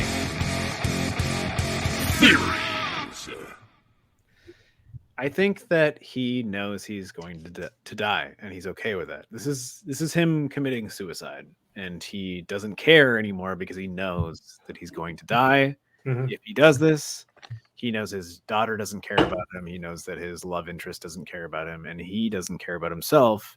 And more importantly, he knows that the world doesn't care about him. And in his last speech, the speech he gives to the people around him, it's pretty heart-wrenching when you read between the lines, where he's giving them a love letter to them and finishing it off and being like, I'm probably gonna die here, so like let's just go out with a bang. And the bang is my heart exploding inside of my chest. It's kind of funny, Steve. Every like wrestling show that I go to lately, there's always a speech like that at the end, like after the match. It's almost like the show's not over until somebody gives a heartfelt speech about how, like, you people here are the reason. Like, you have to give a big thank you speech to the passionate fans. Yeah, it's interesting to see him do it before the match. I think if he doesn't die after this Ram Jam, he's gonna do another Ram Jam tomorrow and die from that Ram Jam. Or he's Ram Jamming. He's not going to stop Ram Jamming until there's no more Rams to jam. Can't do the Ram Jam because he almost dies again on this, and then has to work indie shows and do progressively less work like most wrestlers do. And he has a colostomy bag and a wheelchair. He's got a colostomy bag, wheelchair. Yeah. Well, I think that like what you're saying is like you hear them at the end of the matches is telling, right? Is that he's doing it before the match, almost as if it is a suicide letter where he knows that he's going to die, and he's doing this to kill himself because he can't do it anymore. No one likes him. No one loves him in the way that he wants them to. And as much as like we love him as the audience, and like the characters in the movie do love him, he doesn't love himself, and he's ready to go. He's ready to get out, and he just wants to do it in the way that he loves or feels the most comfortable, which is in the ring, which is pretty good, man. It's pretty good. It's a pretty good way to go out, I guess. Yeah, and it is that, like, it's a very thanks Yogi. More time. Just one more time right there. And also this is also funny. That's pretty good. Yeah. This I've smelled it. That's not true. This oh god. Yeah, that's where it's about time. We gotta go into our final. Let's move on, honey. All right. But ultimately, I think it is a good way to end the movie for how ambiguous a lot of this movie is overall. We can get into it in our final thoughts here in a moment. But as that is the end of the movie, that is the end of the body of the episode. So before we get to the MPAA rating game, let's talk about our Home Alone of it all. If you had to pick one, what do you think the Home Alone of it is all? the Home Alone of it all? Can someone please tell me when the Home Alone? I really gotta know. When is the Home Alone of it all? What is the Home Alone of it all? Now that's the Home Alone of it all. Jake, it's very simple. The Home Alone of it all is a theory that I came up with. That is basically the draw of the movie Home Alone. Is you want to get to it, you want to see Harry and Merv get destroyed by traps, essentially. Yeah. And I've sort of extended that to all movies, where a lot of movies have that like thing. There's a bunch of build up, and you want to get to like the thing that the movie's about, essentially. Steve's also said it might just be the third act of the movie a lot of times, and it is. Yeah. But sometimes it's all sorts of stuff. For me, the Home Alone of this movie is that I just wanted to, this time especially, I just wanted to rewatch the final match to see actually what that ending was again. That's all I wanted. That was my Home Alone of it all for this one. So Jake, with that, do you have like a Home Alone of it all for yourself? Sort of the draw of this film? Well, like in that moment when he's climbing up to the top rope and he looks up one last time to where Marisa Tomei was and she's not there anymore. He's like, yep. He's like, that was my last chance to maybe take some responsibility for what I'm doing. His exact line was, he was like, that was my last possible person who could be depending on me to not ram jam myself to death. right. And she's gone. So fuck it. I'm doing the ram jam, you know? But the Home Alone of it, maybe that's not the Home Alone of it all for me. The Home Alone of it all for me is clearly when he is going down the aisle to start his deli job and he hears the crowd and he parts those shitty plastic dangly things. I don't know what purpose those serve. What are they for? Yeah. They stop temperature, I smell, think. and they also keep temperature in. There's a lot of reasons there. Yeah, those things. And they always look like fly tape, like they're that yellow color. They look like people have been smoking around them for 100 years. You feel like when you go through them, like they're gonna keep grabbing you as you go through. Like, yeah, they're kind of gross. Yeah, but when he's hearing ram jam, and then those things flop close, and the sound just cuts out. I'm like, yeah, that's the Home Alone. That's what I want to see. That's what I related to the most of anything in the movie. That and his daughter being extremely disappointed in him for being a man-child. The one thing that I wanted to say was, like, you know, when he looks up to Marisa Tomei, I don't know if you guys heard this. It was really, really quiet, but he went, "Where is my bird? Where is my bird?" You remember that from Iron Man 2? He said it in this movie as well, but he said it way quieter. Way quieter. Yeah. Where's my Where's my bird? He had a bird in that movie. Boyd. Yeah. But he says Boyd. Steve, what's your Home Alone of it all? There isn't one. This movie doesn't have one. Or, alternatively, the entire movie is a Home Alone of it all. I think that's what I almost wrote. I am waiting for the Home Alone of it all, and every scene provides me with a Home Alone of it all. Maybe Randy the Ram is Kevin McAllister grown up. These are all those little traps. He fled to the circus slave of wrestling because he was left home alone and he never got over it. Yeah. I'm sorry if I interrupted you. No, I agree with what you're saying, because I searched high and low through this movie and I was like, there is not a Home Alone of it all, because it's full of little bits and pieces that are their own stories, right? Like, as we talked about in the beginning, when he opens up the back of his van because he couldn't afford to stay in his trailer that night. All the kids love him, and you're like, that's a new story there that we could explore, just that story if we wanted to, or we could explore just the story of him with the firefighter woman. Like, there's so many moments of Home Alones of it all that either the whole movie is a Home Alone of it all, or none of it is, because there isn't really this is not a movie that adheres to that sort of qualification. And that's just the kind of all or nothing thinking that has led Randy the Ram into the end of the movie. Yeah. Everybody loves me. Everybody hates me. I'm going to be okay. I'm not going to be okay. Yeah. Oh, my heart is exploding from both pain and sorrow and joy all at the same time. He was probably so happy that she came to see him that it probably fucked his heart up even more than when he was about to go without her being there. There was that scene earlier where she's like, "You want to dance, honey?" And he's like, "I don't think my hair can take it." And he's drinking tea. Yeah. It's like, fuck. Great. Imagine going to a strip club and be like, "I'll have a tea, please." I'll have a tea, please. Well, I was thinking about that. My theory corner, during that, he was probably like, "I'll just pay the regular price of beer just to be somewhere and just give me a tea, please. Just charge me $9 for green tea, please." He doesn't interact with the strippers. He doesn't talk to anyone. He just sits there and drinks tea. And he leaves every Tuesday. It is actually time to play the game show that's been sweeping the nation, though. Oh my God. It's time to play Guess the MPAA. My name is Randolph Ramstein, and I'm here to tell you about the hit game show that's sweeping the nation. It is, of course, the MPAA rating game, aka, hey, did you MPAA that one? And it is, of course, a game where what we do is I give you, there's a 5-digit number, okay, Jake? I know that it's sort of like, what the fuck? It's late. The MPAA rating is a rating that's given to every movie. It's a 5-digit number with the rating that a movie is given. So it's started at number 1. And nowadays, we're in a 5-digit situation. So what I'm going to do is I'm going to give you the first 2 numbers. And all you have to do is give me the next 3 numbers. So you're giving me a number between 0 and 999. And of course, the guest always goes first. So this week on the show, I'm going to give you the first 2 digits, and they're 4-4. I'll tell you if it's higher or lower. You get 2 guesses each. Jake, 4-4.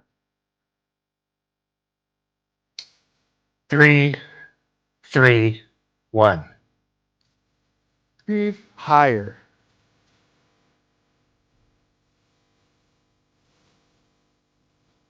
9, 1, 1.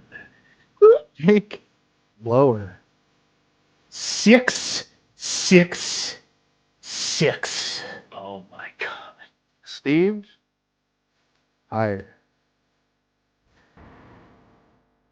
7, 8, 9. Steve, cut the music and play the fart sound. What? Oh, that's not far. The number this week was 44697. So 666 was a very good guess. You should maybe but do a warm or cold when we're close. Just say I'm thinking about warm. that. Actually, I almost did that just there. So maybe we evolved. Hot or colder is where we're going to go from here. So Jake, thank you for helping me and Steve come to that. But with that, we're going to do our final thoughts now. So final thoughts. It's time for our final thoughts. How come wrestlers never do this? I think I saw one do that one time. Come on. How about this one? Anyway, Jake, of course, at the beginning of the show, we let the guest go first. So at the end of the show, the guest goes first again to give us your final thoughts. And if you want to give this movie like a rating, whether it be out of 5 or out of 10 or just like a funny thing, give it to us, Daddy. Nope. Okay. Final thoughts. Remember to applaud him. I was very quickly Googling Jerry Springer final thoughts because I was hoping to quickly just read. I'm too drunk to improvise. What happens when a stripper and a wrestler get together? Yeah. Okay. Well, my final thoughts. I enjoyed this. This was nice talking to you guys for 4 hours. It was. I liked the movie.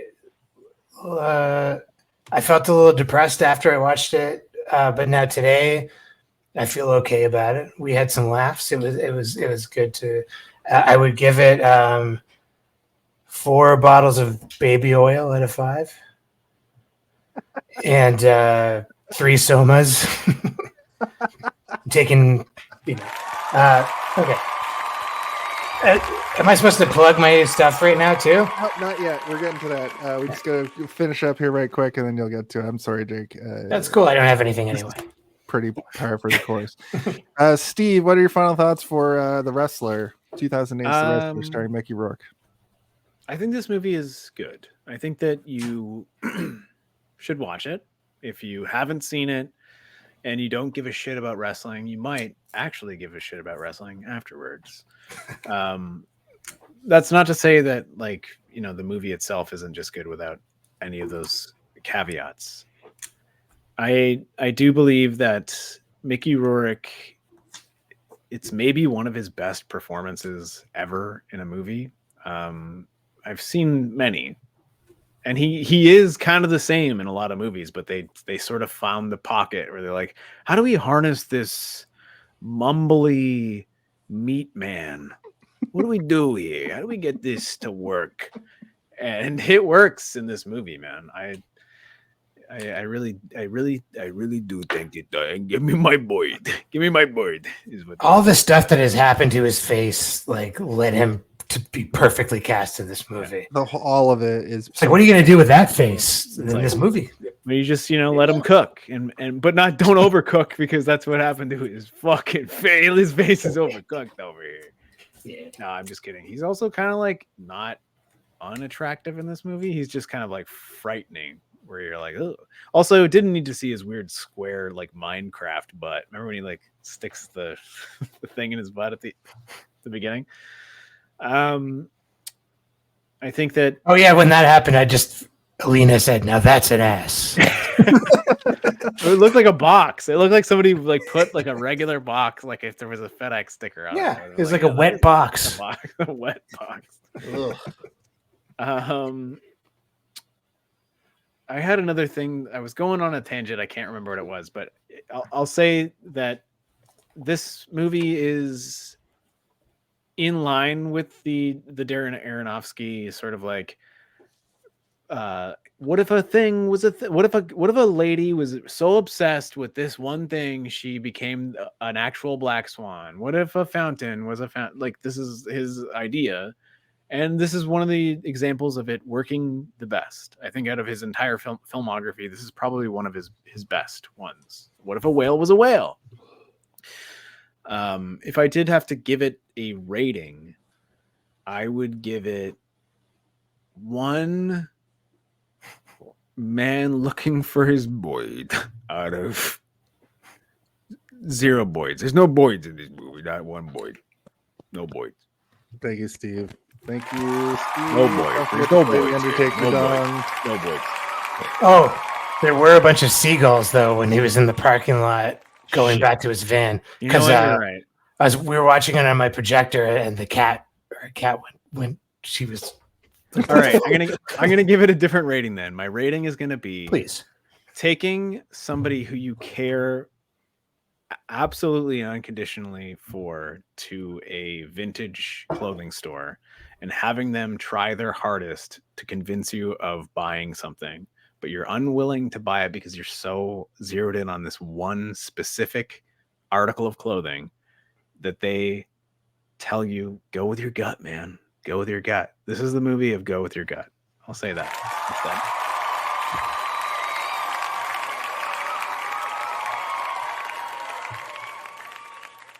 Boyd.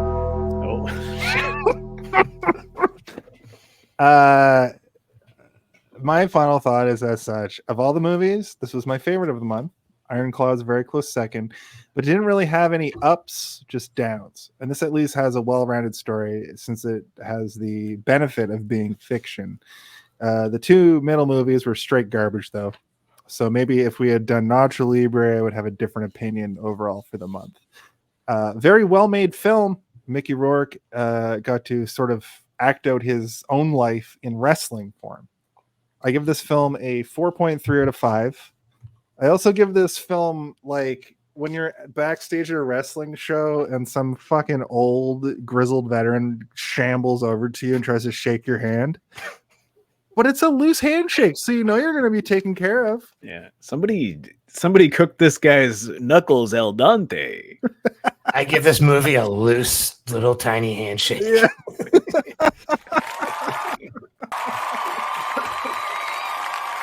We're gonna click it at the same time and fuck it up, Steve. I didn't realize that you were okay. And with that, I think we've covered everything.